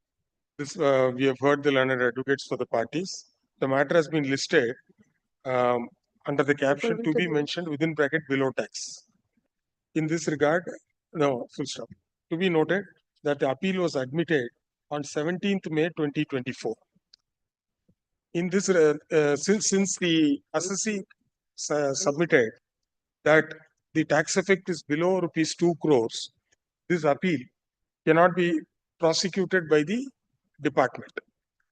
In this regard, written instructions was directed to be obtained by the learned standing counsel for the department.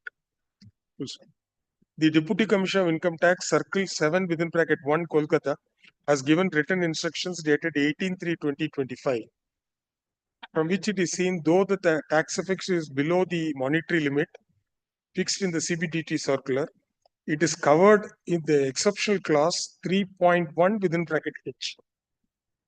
As the department alleges the case to be organized tax evasion by way of accommodation entries in the form of bogus unsecured loan and bogus purchase.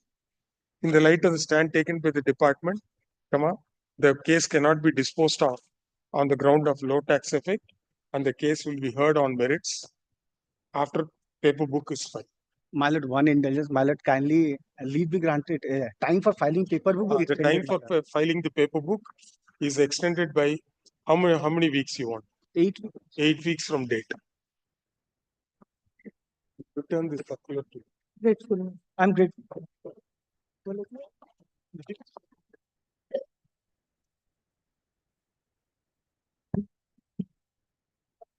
May I teach a lot? As I'm for the applicant, This is an intercourt appeal, my lord, which I am opposing. We They want to withdraw. Oh, okay.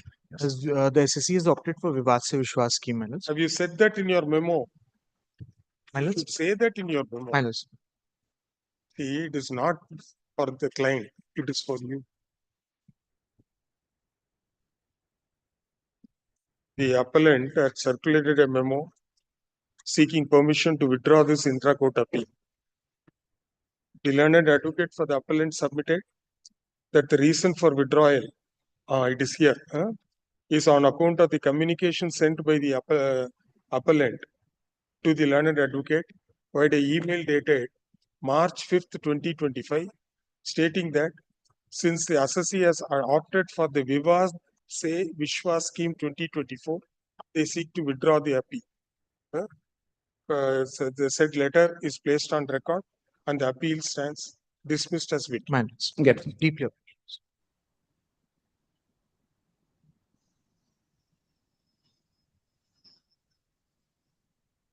Number 3.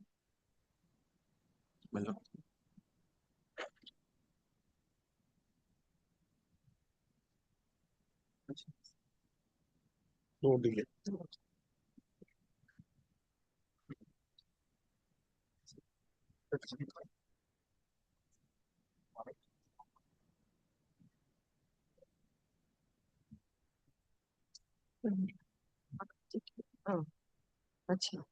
Initially, we said that there was a delay. Well, we know this. Mr. Sharaf, you are able to hear us? Yes, Malin. But then, while calculating the delay, instead of taking 180 days, they took it as 120 days. Therefore, there was a delay. Now, because of 180 days is the period of limitations, there is no delay. That is why we placed it to be mentioned. Yes, my lord. So, my lord, actually, my instruction is that the respondent wants to file a cross appeal because on merit the issue has been decided. We'll keep the against them. appeal pending. We will only recall this order. That's all. Yes, my lord. Yes. The matter has been listed. We have heard so also. The matter has been listed under the caption to be mentioned. It was pointed out, by order dated 7th March 2025, we had condoned the delay of 57 days in filing the appeal. As the delay was computed by the registry, by reckoning the period of limitation to be 120 days. But this being a appeal filed under section 35G of the Central Excise Act, the period of limitation is 180 days. And a revised memo to the said effect has been given by the department. If that be so, there is no delay. Therefore, the order dated 7th March 2025 is recalled and it is held that there is no delay in filing this appeal. Matter will appear. The learned advocate appealed to the respondent assessee submitted that the respondent also is in the process of filing a cross appeal. Yes, ma'am. Liberty to file, liberty granted to file such cross appeal. He has his own right. Kindly do not. Kindly It is public sector. Yeah. So with this liberty, he will say condone the delay. We will Matter will appear, no, whenever he files, list this appeal As Lordship, soon I- as the cross appeal is filed. Grateful.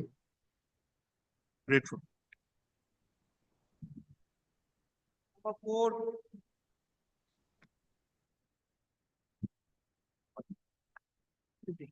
Well, there is a delay of 275 days. 275 days. My lord, I have no objection, but my lord, my SSC has been advised to go for Vivad se Viswas. So necessary direction may be issued. In the case that has been issued by my lordship in the case of Nalanda. Because otherwise they will not accept the VVS. Where we have heard Mr. Samrajit Roy Chaudhary, Learned Senior Standing Counsel, assisted by Mr. Amit Sharma, Learned Standing Counsel for the department, and Mr. S.M. Surana, Learned Advocate, appearing for so-and-so, assisted by so-and-so. There's a delay of 275 days in filing here. So as we are satisfied with the reasons given, the delay is condoned and application in GA 1 of 2025 is allowed. So S.M. Surana, Learned Advocate, appearing for the respondent assessee, submitted that the respondent assessee is desirous of availing the benefit of the Viva stay with so-and-so 2024. In the light of the same, the appeal stands disposed of, giving liberty to the respondent assessee to avail the benefit of this scheme. Suppose you fail in that process. Yes, my lord. Suppose your application is not accepted. They can restore this. Then in the event. Liberty to come. In the event, the application filed by the assessee under the scheme is not accepted, the revenue is entitled to restore this appeal to the file of this court by filing a formal application without any application for condonation of delay. For the present, the substantial questions of law suggested are left over.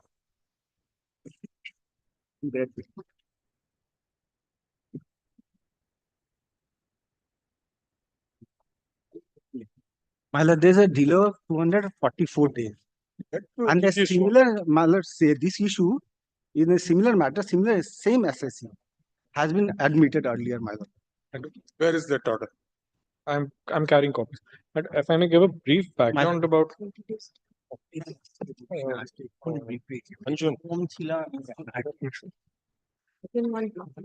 It is what? Yes. Oh, 6. All right. There's a delay of so-and-so, sir. Delay condoned, sir. And appeal, same questions. But if the question is at slight variance, and my lord, if only my formal objection to the delay may be recorded, my lord. And the questions are, my lord, at slight variance. There is a delay of so-and-so days. The learned advocate appearing for the respondent assessee vehemently opposes the delay. However, considering the explanation offered by the department for not preferring the appeal within period of limitation, and also taking note of the fact that in the assessee's own case, an earlier appeal in IT number 69 of 2023 has been admitted on 21st April 2023. We exercise discretion in the matter and condone the delay in filing the appeal. The appeal is admitted on the following substantial questions of law. Page 8, sir, and 9, 1, 2, 3, 4, 5. Then you shall order. My lord, there's a question, substantial questions of law at page 8, my lord. Grateful. I'm grateful. But if the matter may be tagged along with, if and list along with that. Grateful, Your Lordship. Lord, here is a delay of 478 days. Lord, respondent served. Lord, respondent, Lord, we have tried to serve, but the track record says the item not delivered, address is left without instruction. How he can escape from the income tax department? He can't escape. They have actually left without instruction.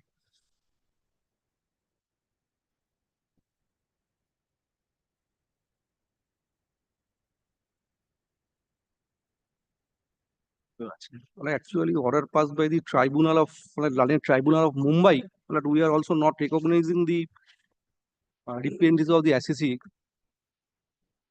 You take one more notice. Fresh notice to the respondent. Because if the assessee. delay is a 478 days, my lord, I should, my lord, take another endeavor, my lord, to serve the others. Oh, better. Huh? Fresh notice to the respondent assessee, to the correct address, and also to by email, Yes, in the registered email ID of the assessee. We shall ascertain whether that is available with the department or not. If it is so, my lord, we shall serve through. Through Mumbai office, you can serve. That can be done. In addition, the upper department shall also serve notice on the assessee through their counterparts in Mumbai. Get 3 weeks.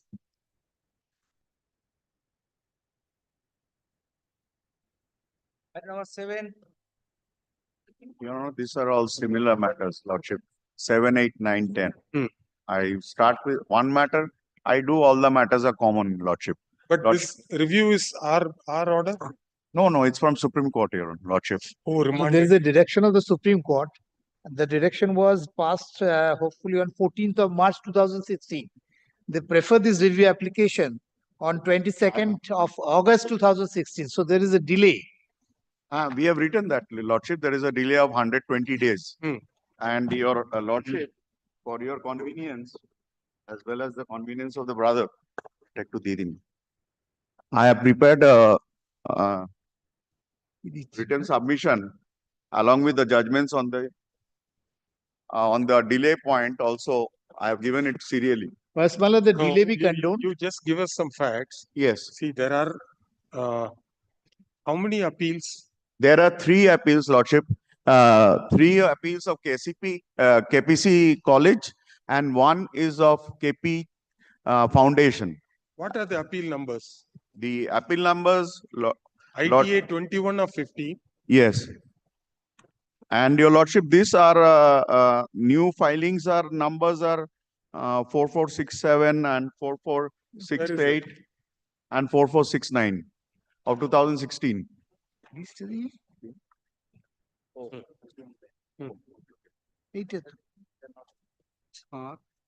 But that file should be there. ITA Vegas. Lordship. All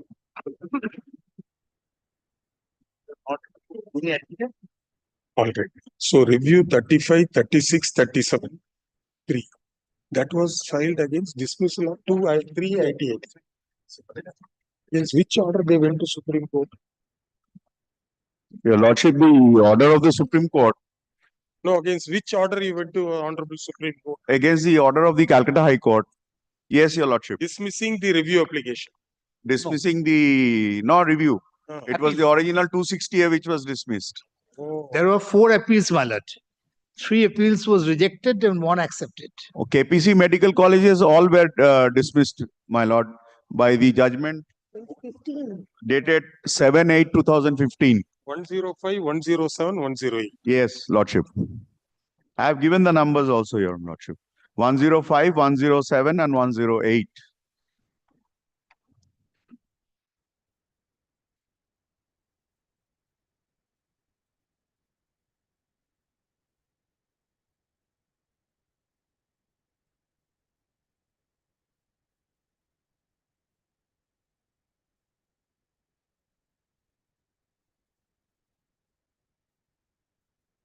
auto कागज सीखते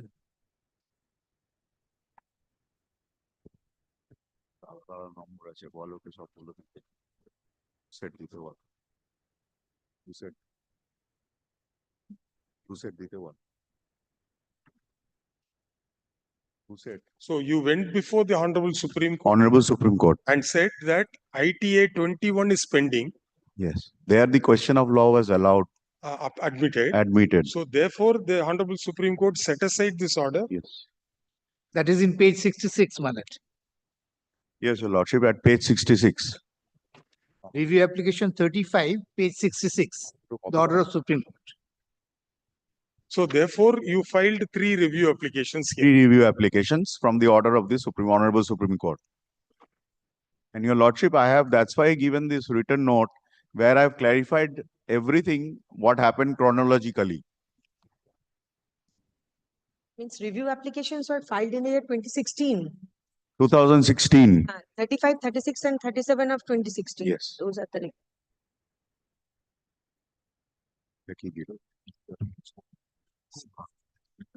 There is no reference to ITAP numbers. Only GA numbers are there. Review petition. GA number 2273, 2275. That's a petition. Petition director copy. See, what was the prayer in GA? 2273. 2273. 77. 2273 7577. The Lordship. The prayer was. You read the prayer. Oh, Lordship, the prayer was for that. It is apparent from the record that by the said order dated 24th June 2015, the tribunal also upheld the imposition of penalty of Kalipradip Chaudhary Foundation upon the basis the facts and arguments were similar to the petitioner's case.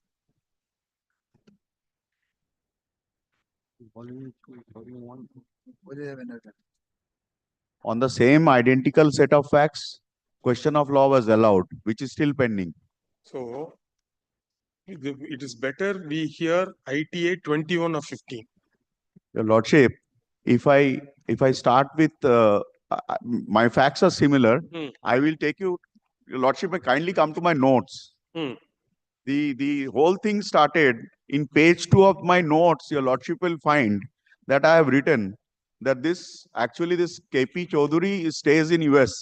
He's a doctor there. He studied from Kolkata. After seeing the conditions of the medical colleges, this is the biggest medical college, non-government college. It's a private college which is run by that person who has spent a lot of money here because he's been a very successful doctor there. So once he came in the late 90s and then he started thinking of doing something for his homeland. So he started this. He's a non-resident, he's an American citizen. I have the passport of him also. He's an American citizen and he built this hospital. So, Your Honor, what happened, Lordship, in page 2, Lordship will find that there was a search in the premises of Mr. One called Bhaskar Ghosh on 12/7/2010. And on the college or the foundation, there was no search. Lordship, this is very clear from the facts which they have also written. I'm not saying something new. And there was a survey which was done on the same day because when Bhaskar Ghosh was raided, he said that this money of 35 lakhs which was found in his home was said that this belongs to KPC. But ultimately, Your Lordship, in the Annexure A, I have Annexure A of my written notes. If you come to please page 52, Lordship, you will find it very categorical finding. These were all given. This 154 number is in the main petition. So I have, for the convenience of the bench, I have done it. You see, Your Lordship will see that this Bhaskar Ghosh has disclosed in page 52. I will read, Your Lordship. In page 54, page 52 onwards, he has given a disclosure before the ADIT only on 2nd of August 2010, just after 15 days of the search on his premises, and he owned up 1.75 crore as a disclosure, where also Your Lordship will find at page number 55. Please, Lordship may come to page 55. My notes, get a these. 55, Your Lordship will find this is the disclosure he made, where he has disclosed these 35 lakhs also in the last paragraph. Thus, I discussed, I am offering a total amount of 1.75 crore as my total income. 1.38 crore he has given a breakup, what other things are there. And then he says the 35 lakhs which was found on the day of search. So these he has already, on the day after 15 days of search, he has accepted it. Now, Your Lordship, Your Lordship will please come to Annexure C, which is very important in this case. These has all been taken care of by ITAT, but how ITAT passed that order is very strange. Lordship may come to page 65. This is the recorded reason for reopening under section 153C. A search and seizure operation under section 132 was conducted on Bhaskar Ghosh on 12/7. Rupees 35 was found in his residence situated at Regent Estate. In the statement oath, Sri Bhaskar Ghosh stated that the money belonged to KPC Group of Companies, KPC Medical College.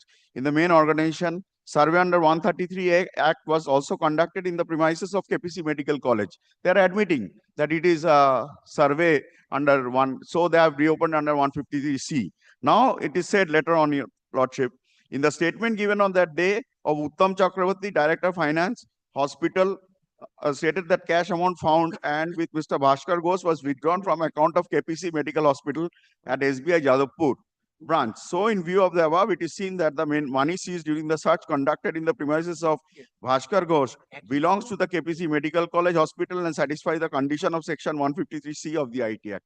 The recorded reason of 153 is wholly baseless because before the 153 started or any proceeding started, Bhaskar Ghosh, it was not found that it was in the order also, assessment order, he has nowhere mentioned that money was withdrawn because page 55 only mentions about 3,41,000 May I and odd submit as only one? KPC reimbursement. That's all. Yes. That they have deducted and Yes. he has given the computation. Yes. So if this statement is correct, Yes. then the reason is wrong. That is what how can that reason be there? And Your But Lordship. what happened in the tribunal? You lost in the tribunal. Yes. Your Lordship, these are all written in the tribunal orders. These facts were argued by brilliant lawyer, Mr. Nirmal Poddar. He has argued all this point, but they didn't accept. Your Honor, Lordship may kindly come to page 57 onwards. Notice point, Your Lordship has also passed judgments in Chennai High Court as well as Calcutta High Court. And now the recent judgments of Supreme Court are also coming where they are saying you have to strike off any of the, please come to any of the pages, page 57, 58. One notice I will show. I've given all the notices in annexure. There is no strike off. I have concealed or I have furnished inaccurate particulars. And in my letter also, which I have submitted, because he is an American citizen, to buy peace, he disclosed the amounts. He has written in his disclosure petition, to buy peace, I am disclosing amounts. And there was no further 1 rupee addition in the assessment order. That return was accepted. The revised return was accepted. And notice is there. And 153 reasoning is absolutely wrong. No. When was the revised return accepted? Post 153. After the notices were come. But we have disclosed earlier, 8 crore rupees. So we have disclosed earlier. But they have not taken that also in the reason recorded. That's not the reason. They are not. They are only on that The reason 35 is lakhs. Bhaskar Ghosh statement, which according to you is incorrect. Yes. Because Bhaskar Ghosh has not said anything. Yes. And a statement of Uttam Chakravarti, Director of Finance. He says that the cash amount found and subsequently seized Bhaskar Ghosh was withdrawn from the account of KPC. Your Lordship, in the day of search, Your Lordship has also practiced on this side. Also, you know what happens in a search seizure matter. When 48 hours goes, whatever they write, people sign it. So why in 153C, when they found something, why they have written only that? That revised return acceptance, how the tribunal considers it, that also they didn't consider. They know. They have not considered, Your Lordship. In the paper book, I have made us. What is Unless this? the issue is very simple. This court passed 2 different orders in these 2 matters. Supreme Court said file a review application. Well, today the only adjudication issue before Lordship is review. The condemnation of delay and whether review is acceptable or not. All right. Now Supreme First Court, is delay to be condoned. The Supreme Court passed the order on 14th of March. Yes. 2016. So and they filed this application on 22nd of August 2016. That means there is a delay of almost 5 months, prima facie. 120 days delay, Your Honor. 120 days. I have given so question many is, judgments in my paper book. In is the to be latest Supreme accepted Court first of judgment all. also, they have allowed, they say if there is a merit, the delay should be condoned. Delay. We are not objecting on delay. Mr. Chaudhary is not going to oppose the delay.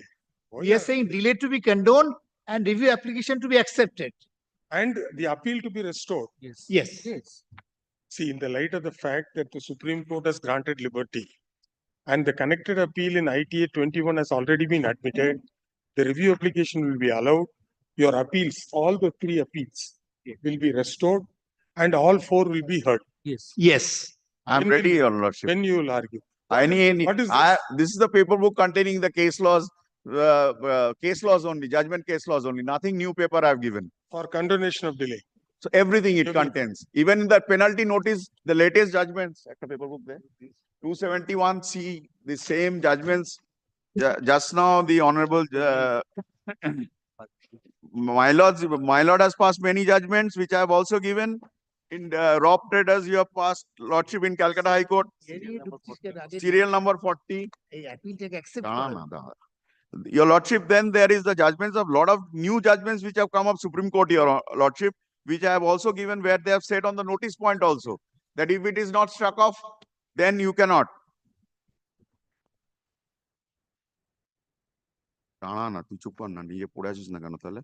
Page 60. Page 60, serial number 10, page 6061, CIT versus State Bank of India.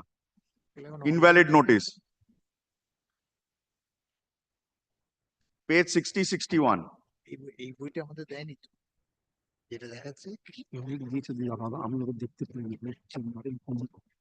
This is on the notice issue, Your Lordship.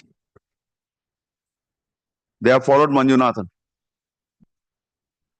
and SSA Emerald.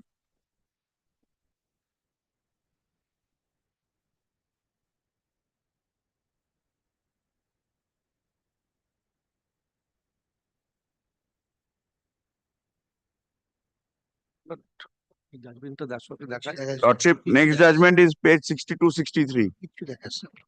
Again by Supreme Court. These are all latest judgments which I have given on the point of stuck off of notice or not. First, we'll which are this GA is controlled today. No, 120 days delay. 120 days. What are the application numbers? Condone delay application. Condone delay application numbers are GA 2496 9798, correct? 969798. Sir, please come, sir. 2496, 2497, 2498. First in that. These applications have been filed to condone the delay of 120 days in filing review applications in RBW numbers 35, 36, and 30. No. এটা দিল বিভিন্ন judgement এই যে এখন দিলাম 2496, 2497, 2498 of 2016 have been filed. Are stay applications filed by the assessee in RBW numbers 35, 36, and 37 of 2016, in which there is a prayer for condonation of delay of 120 days in filing the review applications. We have heard the learned advocates for the parties and perused the voluminous material placed before us. Admittedly, the delay of 120 days is not inordinate. Therefore, we will be well justified in exercising discretion in the matter and condoning the delay. Two other factors which persuades us to do so are that the 3 appeals, namely ITAT numbers 105, 107, and 108, were dismissed by the division bench of this court by order dated 7th August 2015. However, at that stage, one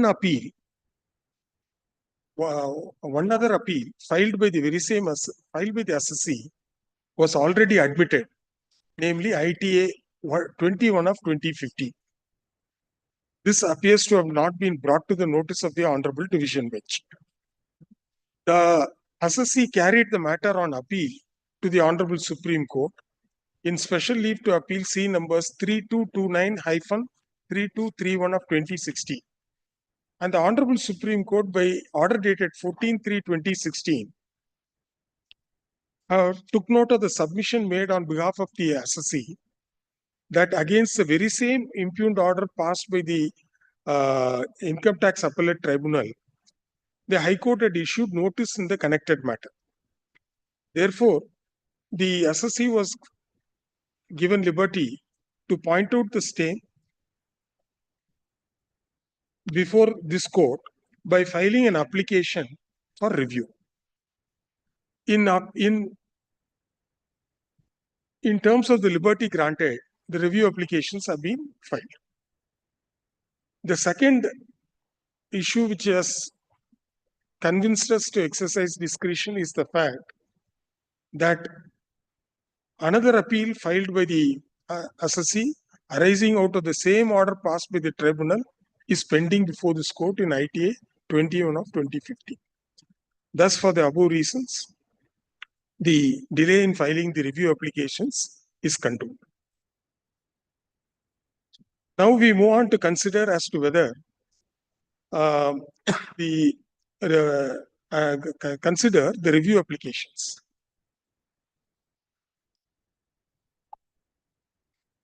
Where are your grounds in the review?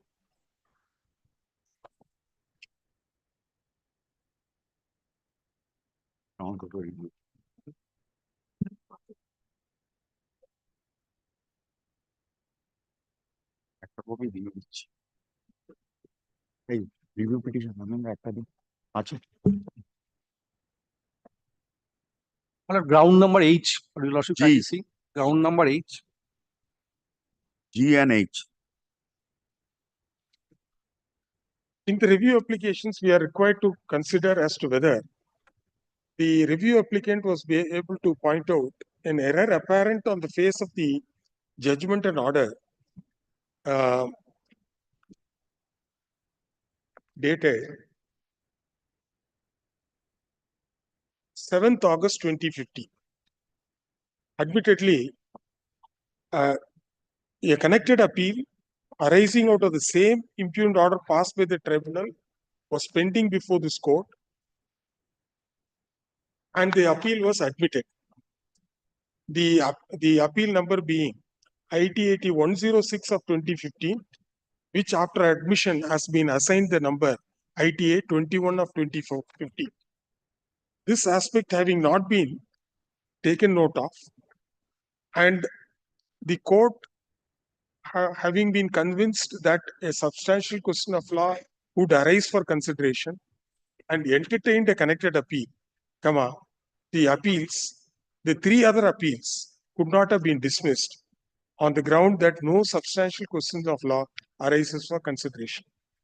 This convinces to hold that there is an error apparent on the face of apparent in the judgment and order dated August 7, 2015,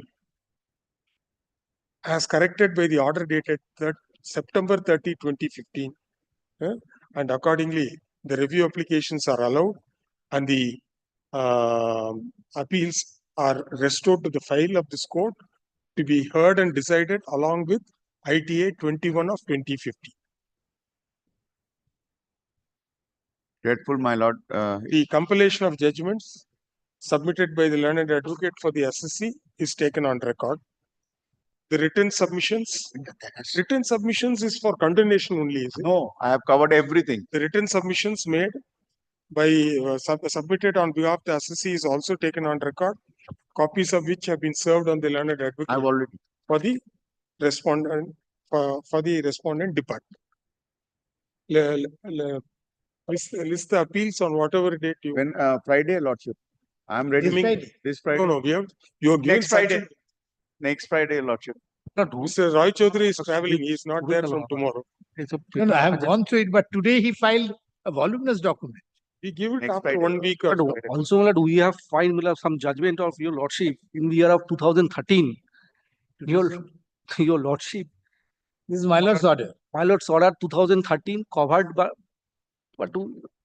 My Later on stage we can produce. nothing. can be, my lord, it can be finished today. I have no right to say that. But after that 153C, Unless reviews notice- accepted, my lord, I find my my lord lord, cannot go to the IT-80 I matters. find my lord everything is covered by this judgment.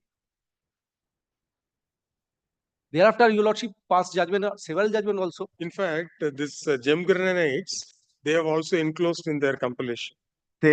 same order, Lordship, same set of facts. I also found it out and gave in the compilation. We'll finish up the appeals. Yes, Lordship, please. Please come. These appeals, He's 82 years old and he's worried about all these appeals. he would have thought, why at all invest in India? Yes, Lordship. I'm sorry to say that. These appeals have been filed by the SSC under section 260 capital A of the. Yes, sir. Where is that, Anjan? Memo of appeal. This one.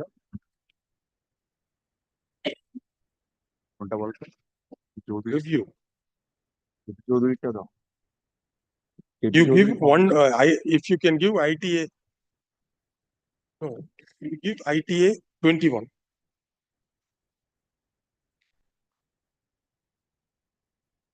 These appeals have been filed by the SSC under section 260 capital A of the Income Tax Act 1961 within bracket the Act, challenging the common order passed by the Income Tax Appellate Tribunal A Bench, Kolkata, dated 24th June 2015. 2015. In ITA numbers 1832 to 1834/KOL/2014 for the assessment years 2007-8 to 2009-10. Sir, admission order you have got? Anjan. 4 appeals. Out of the 4 appeals, ITAT number 106 of 2015 was admitted. এই যে আপিলটা যেটা admit হয়ে আছে সেটা তো লিস্টে নেই, কি করে চাকরি অ্যাকশন অ্যাসেসমেন্ট লিস্টে নেই, এটা গোটা লিস্টে আছে, যেহেতু রিভিউ অ্যাপ্লিকেশন গুলো লিস্টে আছে। No, sorry. I missed out. That is different. No, 910 and 2011-2. ITAT number 106 of 2015 was admitted on 26th August 2015 on the following 3 substantial questions of law. Sir, please extract this. Upon admission, the department has assigned the number ITA 21 of 2015. The other 3 appeals, namely ITAT number 105, 106, and 107. 107. 6 is not there. 105. 107 and 108. 105, 107, and 108 of 2015. 105, 107, and 108. Was heard by the division bench, and by judgment dated 7th August 2015, the appeals were dismissed on the ground that no substantial questions of law arise for admission consideration. No substantial question of law arises. This order was put to challenge before the Honorable Supreme Court in special leave to appeal C numbers 3229-3231 of 2016. And it was brought to the notice of the Honorable Supreme Court that a connected appeal, namely ITAT 106 of 2015, has already been admitted, which arises out of the common order passed by the tribunal, and therefore the division bench could not have dismissed the 3 other appeals arising for the other assessment years on the ground that no substantial question of law arises. The Honorable Supreme Court, by order dated 14/3/2016, has given liberty to the SSC to point out this aspect before this court and file a review application. Accordingly, review applications were filed by the SSC before this court in RVWO 35 of 16, 36 of 16, and 37 of 16. There was a delay of 120 days in filing the review applications. By order dated 19th March 2025, after considering the facts and circumstances, the delay was condoned. We'll stop. Thereafter, the review applications were taken up for consideration, and it was found that since a connected appeal arising out of the same order passed by the learned tribunal was already admitted, The three other appeals could not have been dismissed on the ground that no substantial question of law arises. And this, in the opinion of the court, was an error which is apparent on the face of the record. Accordingly, review applications were allowed by order dated 19th March 2025, and the appeals were restored to be heard along with ITA number 21 of 15. In this batch of 4 cases, ITA number 21 of 2015 is taken up as the lead case. The question which arises for consideration is with regard to the justifiability of imposition of penalty by invoking the power under section 271 within bracket 1 within bracket C of the Income Tax Act 1961. This issue is no longer res integra and has been decided by several decisions of the Honorable Supreme Court and the High Courts. In this regard,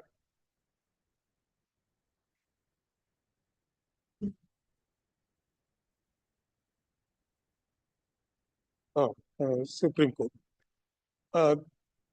Basically, the question which arises is whether the notices which have been issued to the assessee were valid in the eye of law.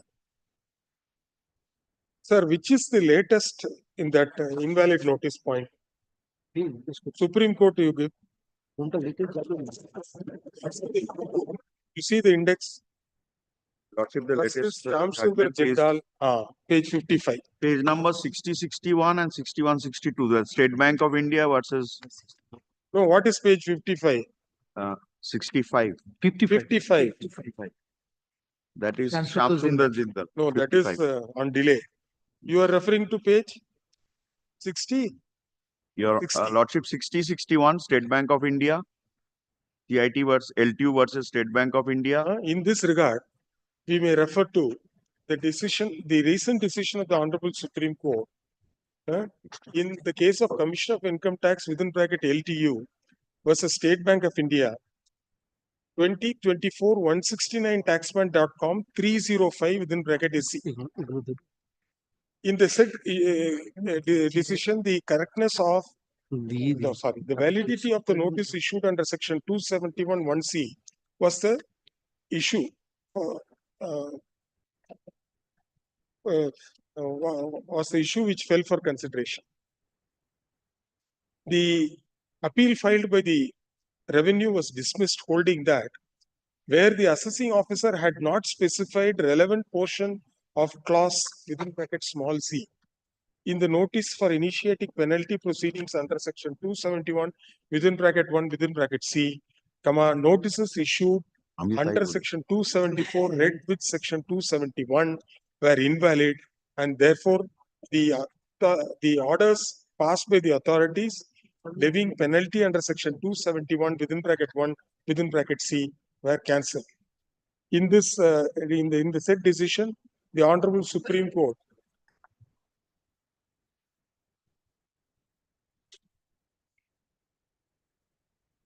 noted the decision in the case of CIT versus Manjunatha Cotton and Ginning Factory, 2013-35 taxman.com 250. Sir, I am taking from page 60 and 61 of this company.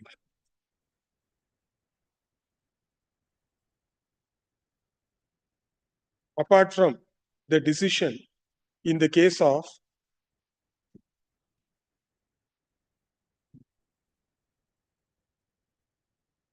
SSA Emeralds Meadows, CIT versus SSA Emerald Meadows, 2016, 73 taxman.com 241 within bracket Karnataka, which was upheld by the Honorable Supreme Court in CIT versus SSA's Emerald Meadows, 2016, 73 taxman.com 248.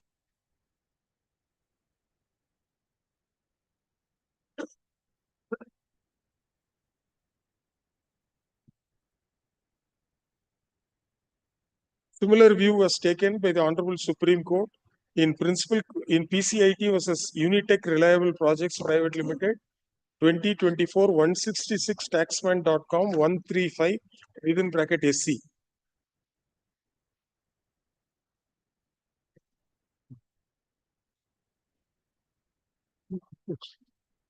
Our office check.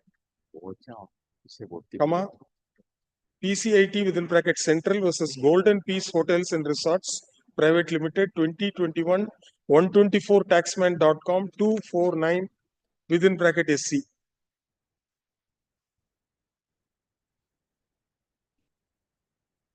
You show us some Calcutta High Court, Madras High Court. Your Lordship. 347. Please note down the page.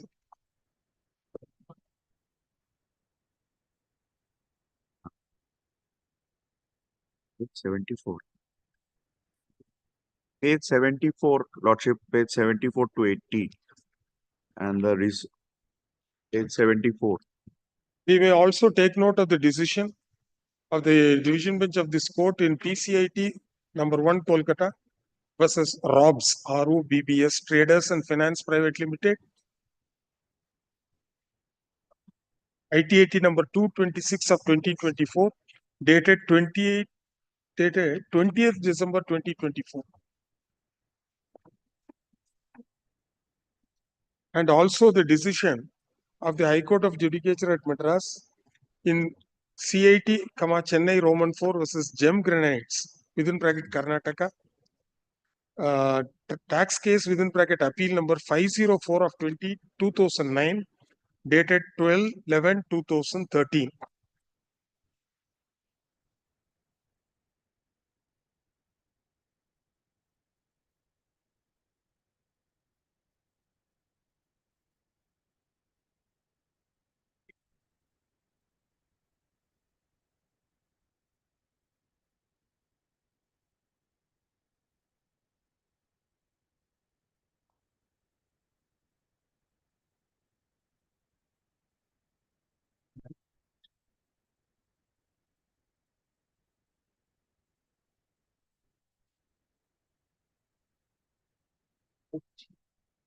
And the relevant paragraphs of the decision are quoted here and below. From para 10, sir, page 356, para 10. And this you can, download from Madras High Court or NGTG. Don't type. Para 10, that is 356, 357, para 11 at 358.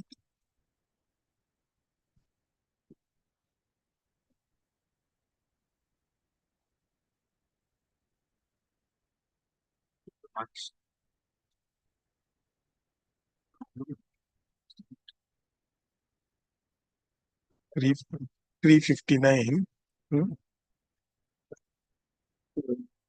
Otherwise, used.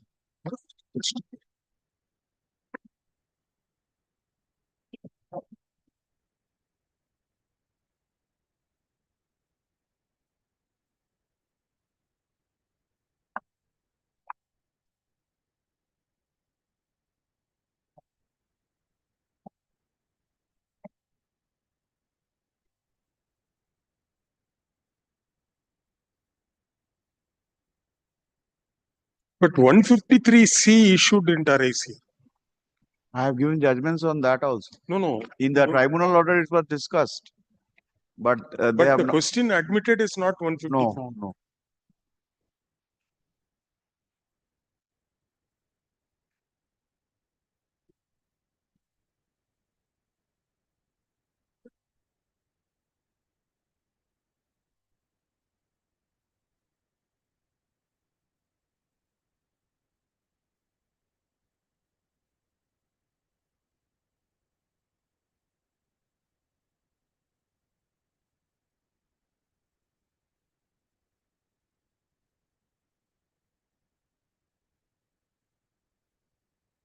In this case, which you referred, at page 371 of that compilation, 371.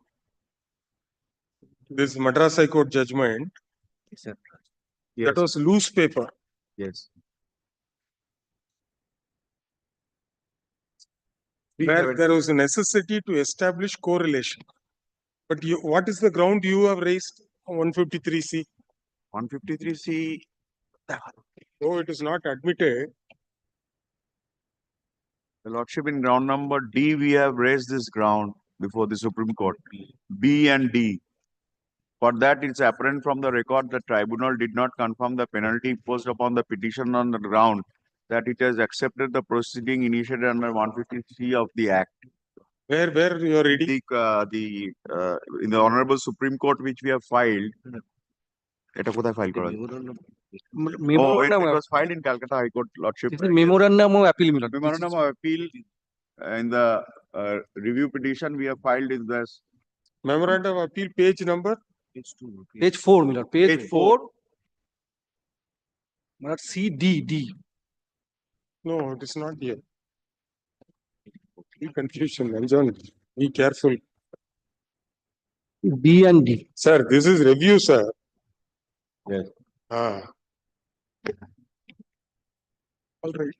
The learned advocate for appearing for the appellant assessee submitted that though the three substantial questions of law which were admitted for consideration did not concern the validity of the proceedings under section 153 capital C of the Act, this ground was canvassed by the assessee in the review application. In this regard, we take note of the decision of the Honorable Supreme Court in CIT versus Singard Technical Education Society 2017-84 taxman.com 290. Sir, this is quoted in page 371. It's the last one where it is quoted.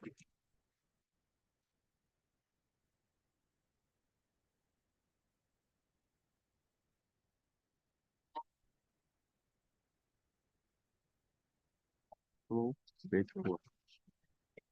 Page 3. Wherein the Honorable Supreme Court held that correlation should be established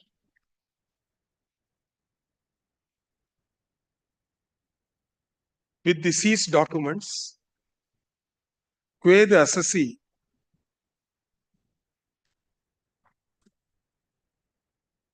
document wise with the assessment years in question. And upon such exercise not being done, the notice issued under section 153C of the Act was quashed. The decision of the Honorable Supreme Court was followed in Principal Commission of Income Tax Central to Chennai versus SR Trust 2021-123 taxman.com 311. Enough? Anything else you want to add? No, Lordship. Not required. Only one thing, that Kalipodo is also, the notice is defective. Your Lordship may find at page 63 of my written note. Kalipodo Foundation. And what Your Lordship was telling that he's an American citizen and what his passport is. No. Which page number note? Page number 63. Same, 271 AA. Notice. Your Lordship has only passed the judgment in 271 AA. Where is that judgment? In page 167 of my paper book judgment filing. Your Lordship has passed in 271 AAB. 176. 167, Your Honor. 167. You're on my.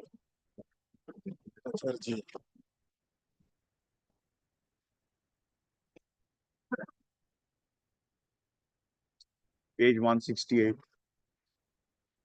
There also Mr. Roy Chaudhary appeared. Yes. Which paragraph? Para 13, Your Lordship.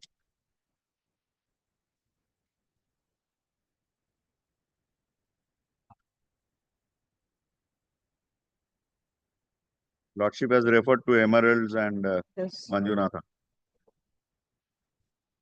One other ground canvassed by the learned advocate appearing for the assessee is with regard to the notice issued under section 271 AAA, capital A, all capital A, to the foundation, assessee foundation, dated 31/3/2013. We have perused the notice and we find none of the relevant columns have been indicated, nor the irrelevant columns have been struck off. identical issue came up for consideration. If 167, Lordship, page 167. No, The I'm main seeing- paragraph is at 174, para 9, 13 and 15.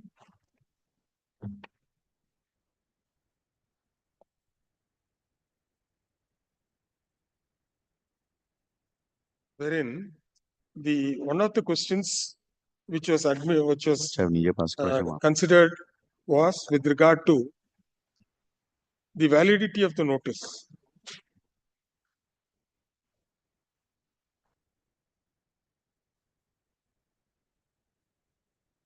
Issued under section 274, read with section 271.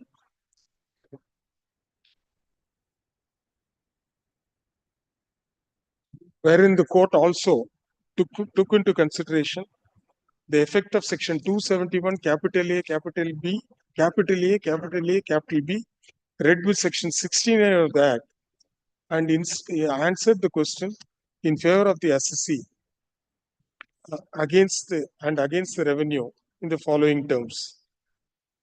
Sir, page 174.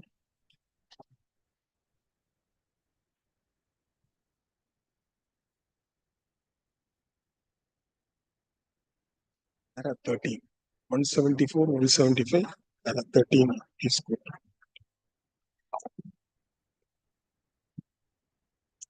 Thus, for all the above reasons, the appeals filed by the assessee are allowed and the substantial questions of law are answered in favor of the appellant assessees. Grateful, my lord. Just I want to file the wakalatnamas where there was no objection given by the previous. All right. The Wakalatnama filed by the what you have tried.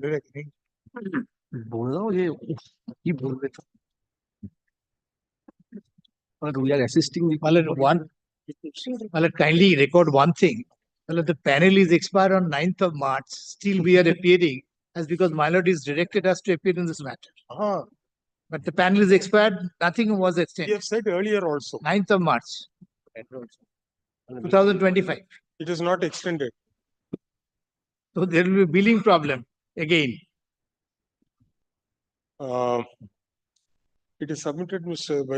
Samriddhi, the learned senior standing counsel for the department, that the panel of the standing counsels had expired during 9th of March and further orders are awaited. On what date we asked them to appear? By order dated so and so, we directed Mr. Samrujit Roy Chaudhary and Mr. Soman Bhattacharjee, learned senior standing counsels, to appear on behalf of the department, considering the fact that the case is of the year 2015 and there is a direction issued by the Honorable Supreme Court directing the assessee to file the review, and which has been filed,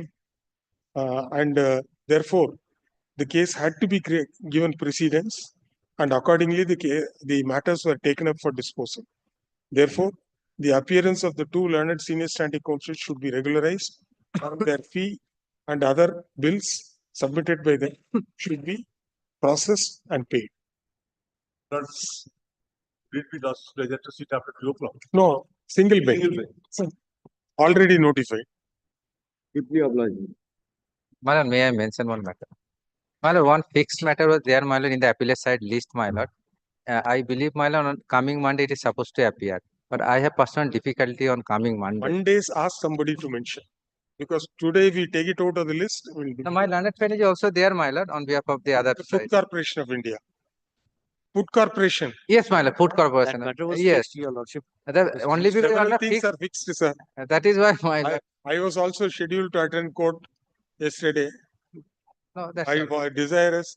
Health didn't permit what to. Only because it was appearing under the heading fixed matter, my lord, I was compelled to mention. That is why, otherwise. Your friend will not object. Yes. My lord, before my lord rises, my lord, item number 11, would you lordship's pleasure take it up next Wednesday, 27th? APO 113 of 2015. Item number 11, my lord.